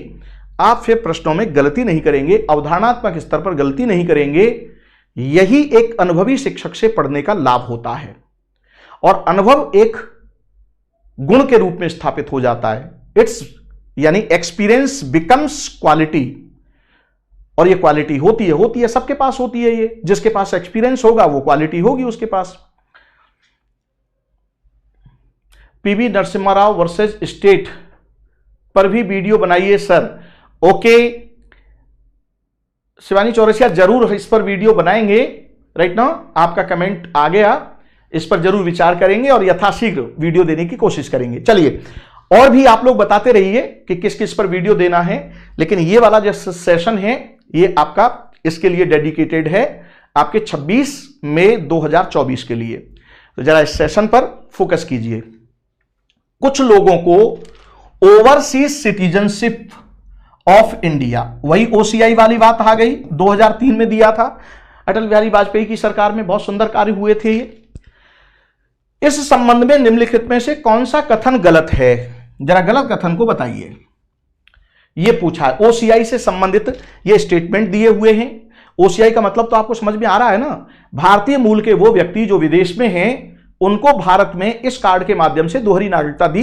जनरल शब्दों में आप ये समझ लीजिए, ठीक है, रिवीजन हो गया। आ जाइए अब उससे संबंधित क्या बातें हैं। तो अभी मैं बता चुका हूं, अब तो बहुत आराम से आप कर सकते हैं। कृषि संपत्ति या बागान खरीदने में छूट का प्रावधान नहीं है। अरे भाई उनको यहां पर एग्रीकल्चर खरीदने का अधिकार कैसे दिया जा सकता है भाई? ठीक है आपको दोहरी नागरिकता हमने दे दी है, लेकिन नागरिकता का मतलब वो वाली नागरिकता नहीं है जो आपके लिए है। हमने आपको एक सुविधा दी है वीजा के लिए कि आपको बार बार वीजा नहीं लेना पड़ेगा, बाकी और कुछ अधिकार नहीं है। ना तो आप एमएलए का चुनाव लड़ पाएंगे, ना एमपी का चुनाव लड़ पाएंगे, ना ही एमएलए एमपी के लिए वोट दे पाएंगे, ना ही राष्ट्रपति उपराष्ट्रपति के लिए चुनाव लड़ पाएंगे। पॉइंट समझ में आ रहा है ना? केवल इसमें सबसे बड़ी बात है वो है वीजा वाली, कि उसके लिए आपको डिस्टरबेंस जो हो रहा था उसको हमने खत्म कर दिया है कि बार बार वीजा भारत से लेने की जरूरत नहीं पड़ेगी आपको। तो आ जाइए, कृषि संपत्ति या बागान खरीदने में छूट का प्रावधान नहीं है, तो यह बात बिल्कुल सही है, हमने छूट नहीं दी है आपको, राइट। तो यह कथन क्या है? यह कथन सही है। अब आइए, इस श्रेणी के लोगों को जीवन पर्यंत वीजा की सुविधा होगी, राइट, यह भी सही है, राइट, यही तो प्रमुख तौर पर दिया है। इस श्रेणी के लोगों को मताधिकार या संवैधानिक पद प्राप्त करने का अधिकार होगा, यह गलत है। नहीं भाई, न तो आपको वोट देने का अधिकार होगा और न ही आपको चुनाव लड़ने का अधिकार होगा। इस श्रेणी के लोगों को अनुच्छेद 16 के तहत अवसर की समानता का अधिकार नहीं होगा, तो यह भी बात सही है। यानी आप यहां पर नौकरियों में दावे की बात नहीं कर सकते, तो नहीं होगा, यानी यह सही है, यह भी सही है, यह भी सही है। गलत स्टेटमेंट क्या है? गलत स्टेटमेंट यह है, इस श्रेणी के लोगों को मताधिकार या संवैधानिक प्राप्त करने का अधिकार होगा, अधिकार नहीं होगा। समझ में आया ना? इसलिए आंसर क्या हो जाएगा आपका? सी हो जाएगा। क्या हो जाएगा? सी। यानी यह कथन सही है, यह कथन भी सही है ओसीआई के लोगों के मामले में, यह कथन भी सही है, लेकिन यह कथन गलत हो गया। गलत क्यों हो गया? क्योंकि उन्हें अधिकार नहीं दिया गया है, जबकि यह कह रहा है कि अधिकार होगा चुनाव लड़ने का, राइट। पॉइंट की क्लैरिटी है। चलिए आगे बढ़िए।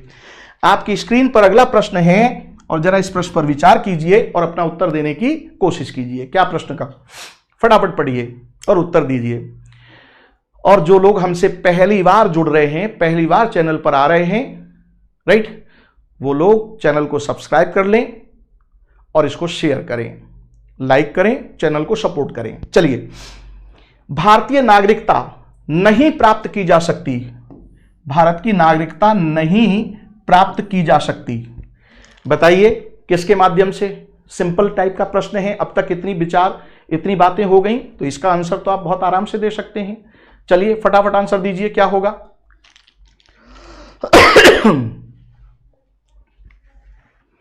स्क्रीन पर प्रश्न है आपके, आंसर दीजिए बेटा फटाफट।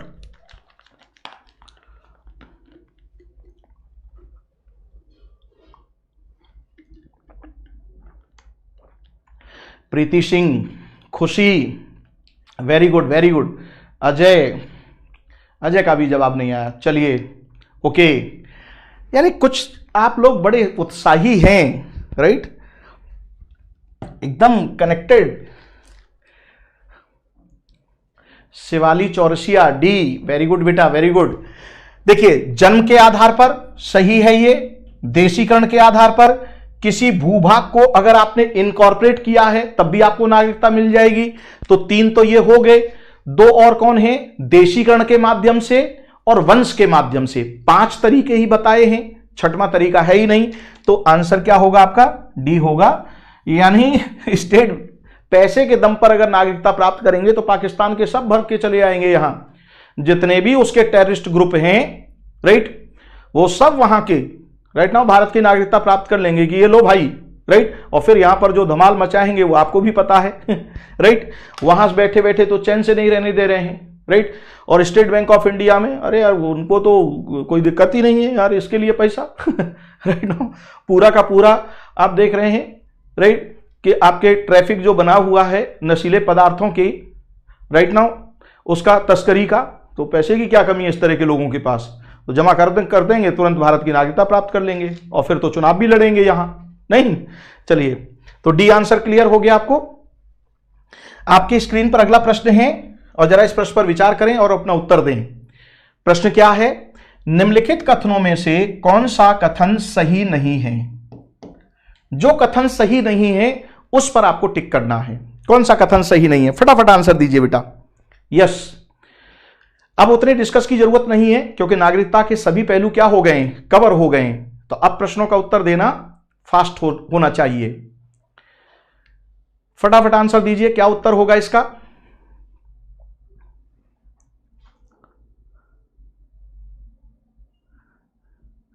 यस, देखो प्रीति सिंह बोल रहे हैं चीन भी दे देगा। अरे सब बैठे हुए हैं भाई अगर इस तरीके से नागरिकता प्राप्त हो तो।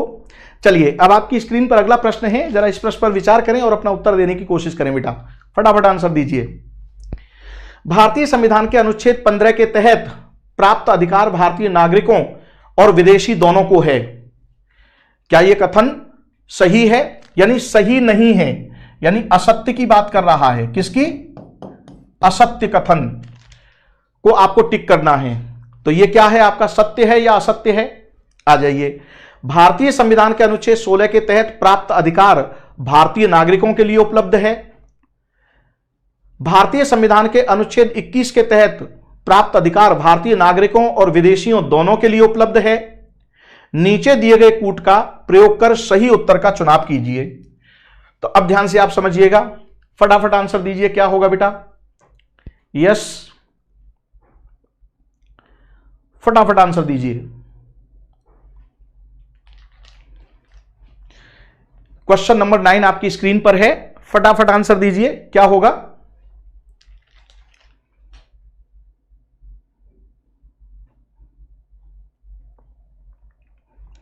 देखिए भारतीय संविधान के अनुच्छेद 15 के तहत प्राप्त अधिकार भारतीय नागरिकों और विदेशियों दोनों को है।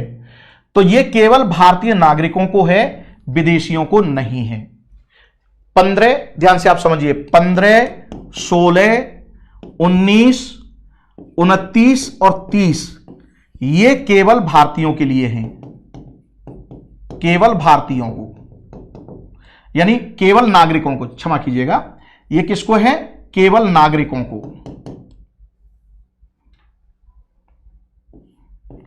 नागरिकों को, और ये विदेशियों को नहीं है।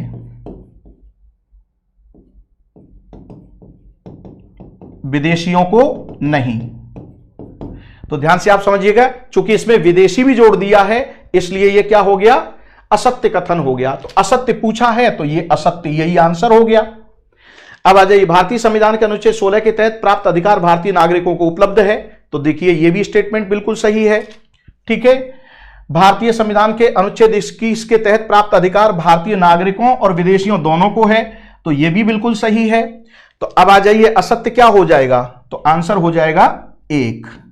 और अगर वो ये पूछता, यहां ये लिख देता कि सत्य कथन है या सही कथन है, तो फिर आंसर क्या होता आपका? 2 और 3, यानी बी आंसर हो जाता। अगर ये पूछता कि सही कथन कौन से हैं, तो 2 और 3 सही है, 1 गलत है, तो आंसर बी हो जाता।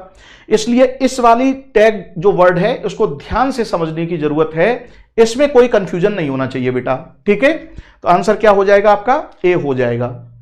चलिए आपकी स्क्रीन पर अगला प्रश्न है और जरा इस प्रश्न पर विचार कीजिए और अपना उत्तर दीजिए। 10वां प्रश्न है आपकी स्क्रीन पर, फटाफट प्रश्न पढ़िए और उत्तर दीजिए, क्या उत्तर होगा? यस,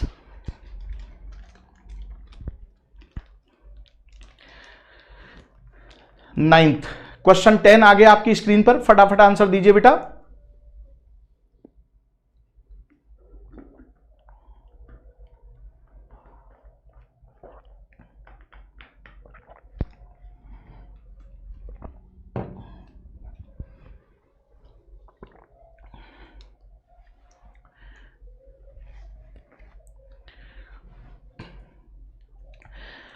और सेशन को लाइक जरूर किया करें, जो भी लोग नए हों या जो रेगुलर जुड़ रहे हैं, सेशन को लाइक जरूर किया करें। लाइक, कमेंट तो आप ये कर ही रहे हैं, लेकिन लाइक भी करना जरूरी है और शेयर करना भी जरूरी है।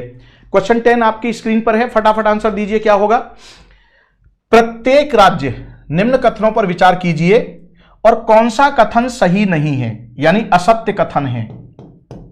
अब यहां पर भी हमने असत्य, जरा नेगेटिव अप्रोच वाले इसलिए ले लिए हैं ताकि थोड़ा सा आपका माइंड ठीक हो जाए, क्योंकि सही पर ज्यादा जाता है, असत्य वाले को थोड़ा सा कंफ्यूजन हो जाता है, वहां पर थोड़ा सा रुकना पड़ता है, तो इसलिए रुकना जरूरी है। प्रत्येक राज्य और राज्य के भीतर प्रत्येक स्थानीय प्राधिकारी भाषाई अल्पसंख्यक वर्गों के बालकों की शिक्षा के प्राथमिक स्तर पर मातृभाषा में शिक्षा की पर्याप्त सुविधाओं की व्यवस्था करने का प्रयास करेगा। राइट भाई सर, अब ध्यान दीजिएगा, नागरिकता की बात है तो नागरिकता में क्या है, आपके सिविल अधिकार है ना। तो सिविल अधिकारों में केवल मूलाधिकार की ही बात थोड़ी नहीं करेंगे, अन्य अधिकार भी तो हैं, तो उनमें से एक अधिकार ये भी हो गया। आ जाइए, संविधान भारत संघ को यह आदेश देता है कि वह हिंदी भाषा के प्रसार की व्यवस्था करे और उसे बढ़ाए तथा उसका विकास करे ताकि वह भारत की सामाजिक संस्कृति के सभी तत्वों की अभिव्यक्ति का माध्यम बन सके। जरा बताइए, क्या ये दोनों कथन सही हैं या दोनों कथन गलत हैं या कोई एक कथन सही है? फटाफट आंसर दीजिए। आंसर आ चुके हैं, very good. Crazy Dolly, crazy doll, welcome बेटा, welcome welcome. IAS UP PCS topper, good evening बेटा, गुड इवनिंग, गुड इवनिंग।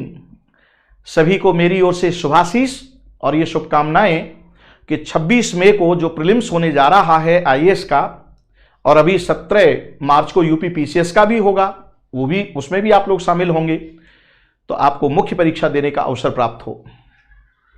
आइए देखिए, ये जो प्रावधान है ध्यान से आप समझिएगा, 7वां संवैधानिक संशोधन बहुत इंपॉर्टेंट है राइट नाउ। यानी संविधान यद्यप हमने एडॉप्ट किया हुआ है, पूर्ण है, लेकिन ये अब उस रूप में नहीं है जो 26 जनवरी 1950 को था। यानी इसमें इवोल्यूशन का तत्व भी आ गया है और आपसे ये प्रश्न पूछ लिया गया है मेंस में। तो आ जाइए, अनुच्छेद 350 का जोड़ा गया और उसमें यह प्रावधान किया गया है, तो यह बिल्कुल सही है। ठीक, 350 का 350 में क्या कहा है?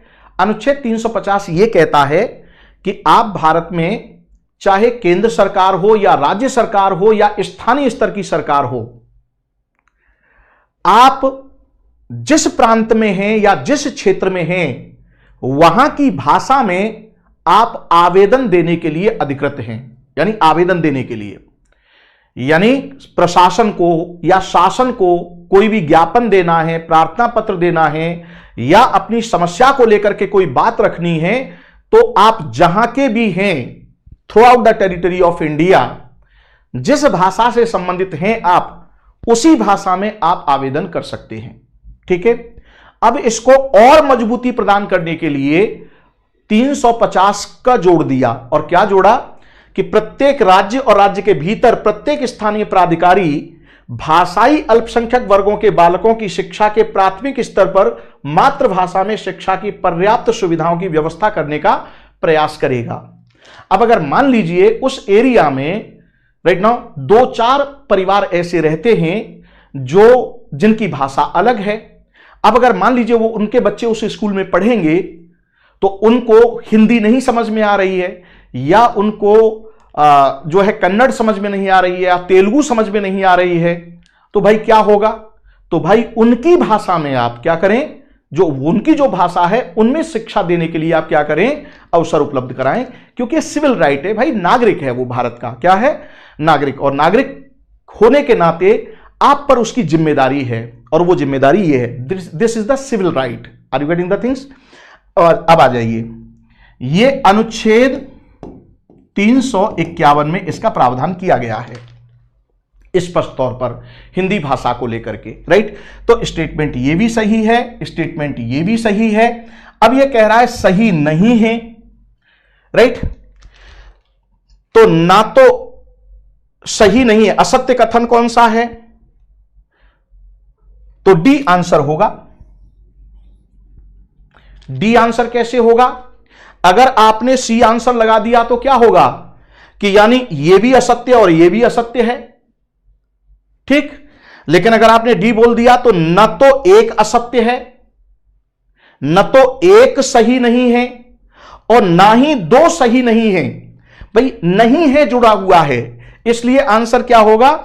डी होगा उसका। इसलिए मैं यहां पर एक वर्ड यूज करता जा रहा हूं, सही नहीं है मतलब असत्य है।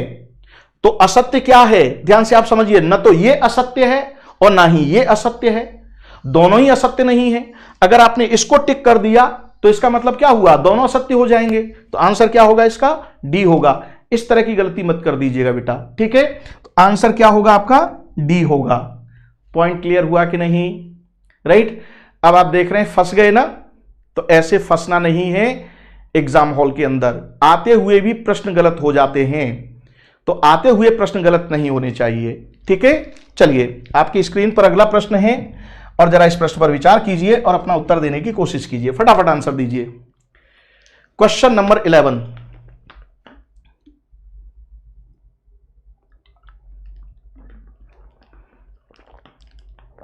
ओके बेटा, भारतीय संविधान के किस भाग में व किस अनुच्छेद में नागरिकता संबंधी प्रावधानों का उल्लेख मिलता है? फटाफट आंसर दीजिए। बहुत सिंपल क्वेश्चन है। जब इतने बड़े बड़े प्रश्नों को आप सॉल्व कर रहे हैं तो ये तो बहुत साधारण किस्म का हुआ। फटाफट आंसर दीजिए, क्या उत्तर होगा इसका। और जो लोग चैनल पर पहली बार आ रहे हैं वो लोग सब्सक्राइब जरूर करें और साथ ही लाइक करें और सेशन को शेयर भी कर दें। चलिए क्वेश्चन नंबर 11 आपकी स्क्रीन पर है, फटाफट आंसर दीजिए बेटा। क्या आंसर होगा इसका? भाग 1 में अनुच्छेद 1 से 4, भाग 2 में अनुच्छेद 5 से 11, भाग 3 में अनुच्छेद 12 से 35, भाग 4 में अनुच्छेद 36 से 31। अभी चर्चा की है, शुरुआत में ही मैंने आपको बताया था। देखिए आंसर मिलना शुरू हो गया। तो आंसर क्या होगा? 2 होगा। नागरिकता से संबंधित प्रावधान भाग 2 में यानी पार्ट 2 इससे जुड़ा हुआ है, और अनुच्छेद 5 से लेकर के 11 तक शुरुआत में ही आपको बता दिया था। चलिए आपकी स्क्रीन पर अगला प्रश्न है, जरा इस प्रश्न को पढ़िए और इसका समुचित उत्तर देने की कोशिश कीजिए। क्या उत्तर होगा? निम्नलिखित कथनों पर विचार कीजिए। भारतीय संविधान में नागरिकता के अर्जन और परित्याग संबंधी स्थायी उपबंध नहीं है। अंडरलाइन कर देना, नहीं है। दूसरा, संविधान का भाग 2 केवल उन व्यक्तियों की पहचान करता है जो 26 जनवरी 1950 से भारत के नागरिक बने। अब जरा बताइए उपरोक्त में कौन सा कथन सही नहीं है? यानी जो कथन सही नहीं है उसको आपको टिक करना है, राइट। तो देखिए भारतीय संविधान में नागरिकता के अर्जन और परित्याग संबंधी स्थायी उपबंध क्या होगा? उपबंध नहीं है। अर्जन और परित्याग संबंधी स्थायी उपबंध नहीं है। इसका मतलब क्या हुआ? यह कथन बिल्कुल सही है, राइट, क्योंकि नागरिकता के अर्जन और परित्याग के लिए यह क्या है? आपका संसद अधिकारी है, न कि संविधान, न कि संविधान। तो यह स्टेटमेंट बिल्कुल सही हुआ। संविधान का भाग 2 केवल उन व्यक्तियों की पहचान करता है जो 26, तो स्टेटमेंट ये भी सही है। तो अब ये कह रहा है सही नहीं है, राइट, यानी असत्य की बात कर रहा है।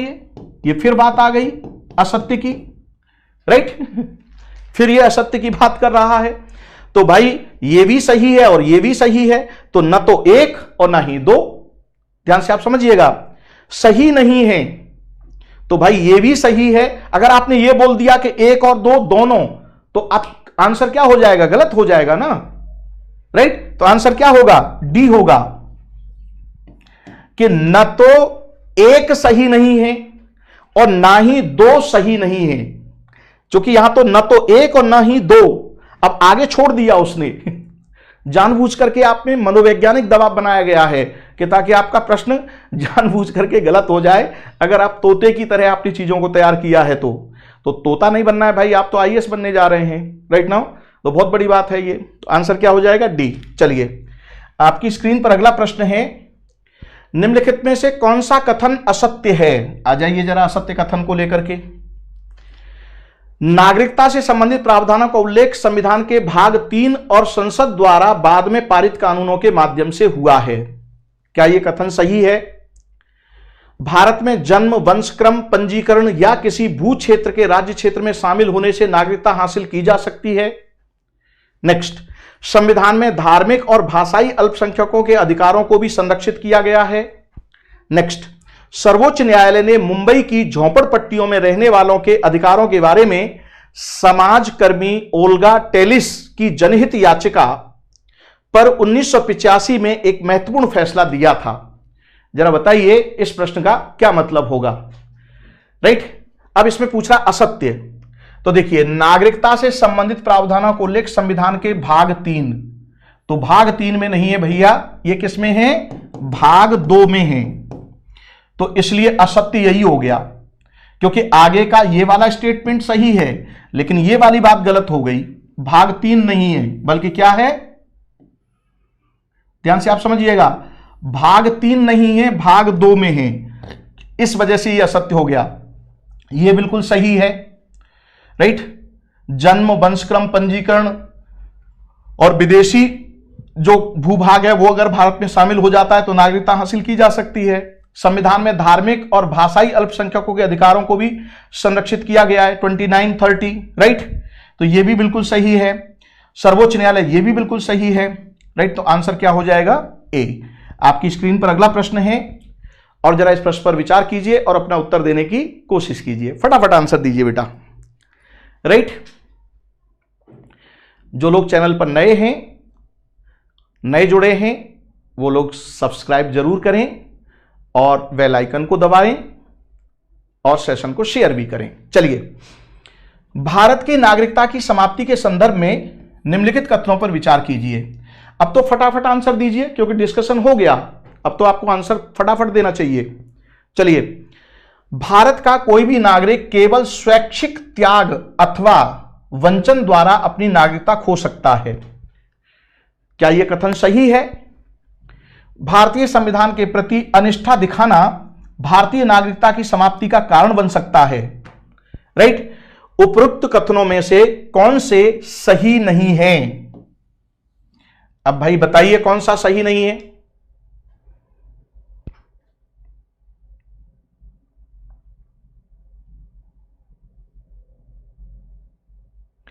भारत का कोई भी नागरिक केवल स्वैच्छिक त्याग अथवा वंचन द्वारा अपनी नागरिकता खो सकता है। तो ध्यान से आप समझिएगा, यह कथन क्या है, बिल्कुल सही है। राइट, और भारतीय संविधान के प्रति अनिष्ठा दिखाना भारतीय नागरिकता की समाप्ति का कारण बन सकता है, तो यह भी सही है। अब यहां लिख रहा है कि सही नहीं है। सही नहीं है का मतलब असत्य है। फिर यही बात आ गई। राइट, भाई सही नहीं है का मतलब है असत्य है। तो कौन सा कथन असत्य है? तो भैया एक भी असत्य नहीं है, दोनों ही सत्य हैं। तो अगर आप इसको टिक करेंगे तो दोनों असत्य हो जाएंगे, और अगर आप इसको टिक करेंगे तो दोनों, तो 14 का डी। Very good. अब मैंने आपको ट्रेंड कर दिया इस तरह के प्रश्नों को सॉल्व करने के लिए, पूरी तरह से ट्रेंड कर दिया। चलिए, आपकी स्क्रीन पर अगला प्रश्न है और जरा इस प्रश्न पर विचार करें और अपना उत्तर देने की कोशिश करें। फटाफट आंसर दीजिए। संसद द्वारा पारित किस अधिनियम में नागरिकता के अर्जन व समाप्ति का प्रावधान है? अभी पढ़ाया है, फटाफट आंसर दीजिए इसका। नागरिकता अधिनियम 1955, नागरिकता संशोधन अधिनियम 1986, नागरिकता संशोधन अधिनियम 2003, नागरिकता संशोधन अधिनियम 2015 और अभी 2019 भी। पुराना क्वेश्चन है तो 19 भी आ जाएगा अब इसकी जगह। तो जरा बताइए किसको टिक करेंगे, फटाफट आंसर दीजिए। यानी अर्जन और समाप्ति के लिए प्रावधान किसमें था? फटाफट आंसर दीजिए बेटा। यस, क्या होगा इस प्रश्न का उत्तर? तो मैं आपको बता दूं, फटाफट आंसर दीजिए। 15, निराला सिंह, 15 का ए। ओके, फटाफट आंसर दीजिए, गलती नहीं होनी चाहिए। अजय, 15 का ए। नेक्स्ट, आगे बढ़िए। यस,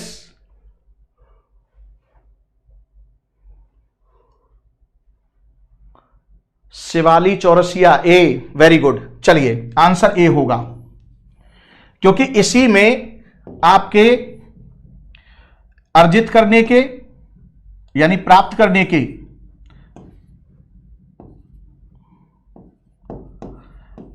अर्जित करने के कितने तरीके हैं? 5, और समाप्त करने के कितने तरीके हैं? 3।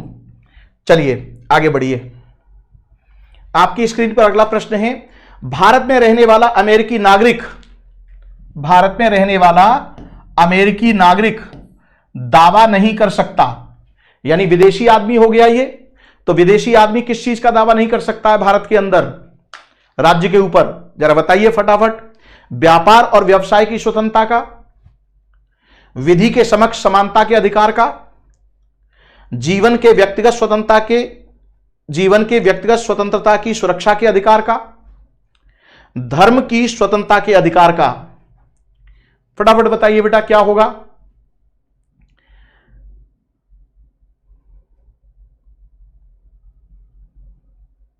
तीस सेकंड में उत्तर देने की कोशिश करें, फटाफट, 30 सेकंड।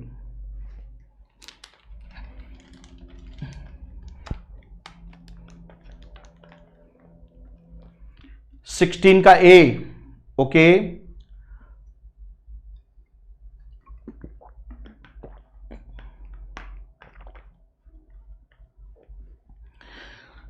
चलिए नेक्स्ट देखिए, इसका आंसर होगा ए। क्यों? क्योंकि ये किसमें दिया हुआ है, अनुच्छेद 19 की धारा 1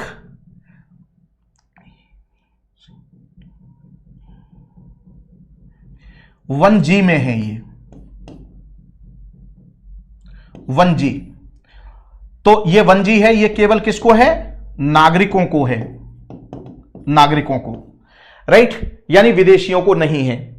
ये बात किसमें है, अनुच्छेद 14 में, तो ये व्यक्ति को है, तो व्यक्ति में नागरिक भी होगा और गैर नागरिक भी होगा। ये व्यक्ति को है और ये केवल नागरिक को। ये भी क्या है, अनुच्छेद 21 है, राइट, तो ये क्या है, ये भी व्यक्ति को है, नागरिक की बात नहीं की है इसमें। धर्म की स्वतंत्रता का अधिकार की अगर आप बात करें तो ये भी, इसमें भी क्या लिखा हुआ है, व्यक्ति लिखा हुआ है।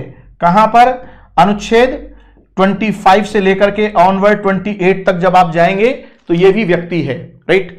अरे भाई, अगर विदेशी आपके यहां पर कोई कामकाज करने के लिए आए हैं, अगर उन्हें धार्मिक स्वतंत्रता का अधिकार नहीं होगा तो ये तो समस्या पैदा हो जाएगी ना, राइट। वो फिर आपके यहां क्यों काम करेंगे, विदेशी राजदूत यहां पर हैं, राइट, अगर वो अपने धर्म के अनुसार यहां पर नहीं रहेंगे तो उनको समस्या हो जाएगी ना। That is the things. तो आंसर क्या हो गया आपका, ए हो गया इसका, यानी अमेरिकी नागरिक दावा नहीं कर सकता व्यापार और व्यवसाय की स्वतंत्रता का, क्योंकि व्यापार व्यवसाय की स्वतंत्रता हमने किसको दे रखी है, अपने नागरिकों को दे रखी है, संविधान के अनुच्छेद 1G के तहत, राइट। आ जाइए, आपकी स्क्रीन पर अगला प्रश्न है, जरा इस पर विचार कीजिए और अपना उत्तर देने की कोशिश कीजिए। फटाफट आंसर दीजिए बेटा, क्या होगा। यस, निम्नलिखित में से वे कौन से मूल अधिकार हैं जो केवल भारतीय नागरिकों को प्राप्त हैं। अभी मैंने आपको बताया था, फटाफट आंसर दीजिए, पीछे ही इसका उत्तर दिया है, यानी जो विदेशियों को नहीं है, केवल भारतीयों को हैं, वो मूलाधिकार कौन से हैं। अभी पीछे बताया था मैंने आपको, याद आ रहा होगा आपको। चलिए, अनुच्छेद 14, 15, 20, 21, 24, अनुच्छेद 15, 16, 20, 21, अनुच्छेद 15, 16, 19, 29, 30, राइट, सी आंसर होगा। अभी मैंने समझाया था आपको, ये सिर्फ किसको दिए जाएंगे, नागरिक को दिए जाएंगे, गैर नागरिकों को ये अधिकार नहीं होंगे। पॉइंट की क्लैरिटी है। बाकी के जो अनुच्छेदों में जो अधिकार दिए हुए हैं वो गैर नागरिकों को भी प्राप्त हैं। जैसे अगर मान लीजिए कोई आतंकवादी है, अगर उसके विरुद्ध भी कार्रवाई होगी तो अनुच्छेद 20, अनुच्छेद 21, अनुच्छेद 22 का अधिकार उसके पास भी है, राइट। जैसे कसाब को जब ट्रायल चल रहा था तो लोग बोल रहे थे कि यार बिरयानी खिला रहे हो, ये कर रहे हो, सरकार क्या कर रही है। नहीं भैया, फंडामेंटल राइट है हमारे यहां पर, राइट नाउ 20 और 22 उसको फॉलो अप करना पड़ेगा, राइट नाउ, चाहे भले ही वो आतंकवादी क्यों ना हो। विधि के समक्ष समता और विधियों के समान संरक्षण का अधिकार उसको भी है। Is it clear. और इस पर क्वेश्चन भी आया था यूपी PCS जे में, और आपके RSJ में भी ये प्रश्न किया था, और अभी हरियाणा का जो हुआ था ये क्वेश्चन वहां पर भी रिपीट हुआ है PCS हरियाणा PCSJ में। राइट नाउ क्या प्रश्न था कि एक आतंकवादी पर जो कार्रवाई होगी वो किसके तहत होगी? विधि के समक्षमता, विधियों का समान संरक्षण, उपरोक्त दोनों, उपरोक्त में से कोई नहीं। तो उपरोक्त दोनों को टिक करना था, सी को टिक करना था उसमें। Is it clear? तो आंसर क्या हो जाएगा? सी हो जाएगा। चलिए आपकी स्क्रीन पर अगला प्रश्न है, फटाफट इसका उत्तर देने की कोशिश करें। भारतीय संविधान द्वारा विदेशियों को प्राप्त मूल अधिकार कौन से हैं? अब ये भी फैक्ट हो गया, अभी मैंने आपको बताया था। फटाफट आंसर दीजिए, क्या होगा इसका उत्तर? यस, अनुच्छेद 15 तो हो ही नहीं सकता, अभी मैंने बताया ये आपको। अनुच्छेद 29-30 ये भी नागरिक के लिए है, चूंकि इसमें नागरिक आ गया। 15 में भी नागरिक, 15 में नागरिक आ गया, 15, 16, 19, 29, 30 ये तो नागरिकों के लिए है। 29, 30 इसमें आ गया, इसलिए ये भी नहीं होगा।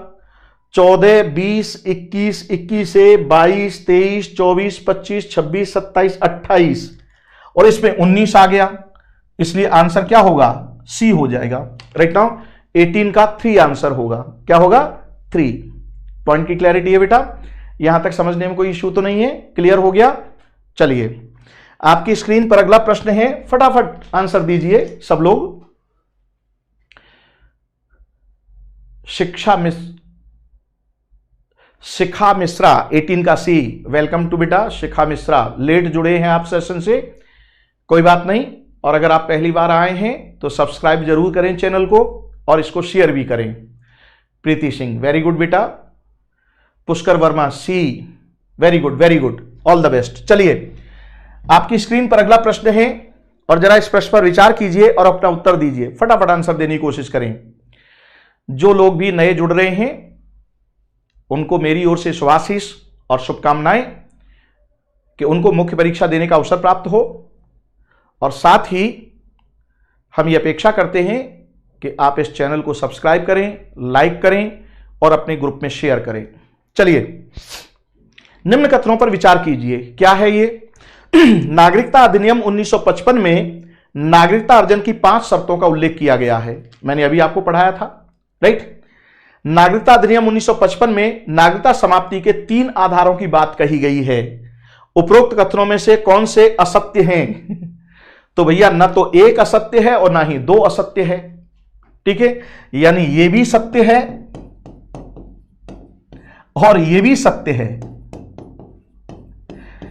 राइट, तो ये पूछ रहा है कि असत्य, तो भैया न तो एक असत्य है और ना ही 2 असत्य है। आंसर क्या हो जाएगा? डी हो जाएगा। Very good, excellent. Preeti Singh का आंसर आ चुका है।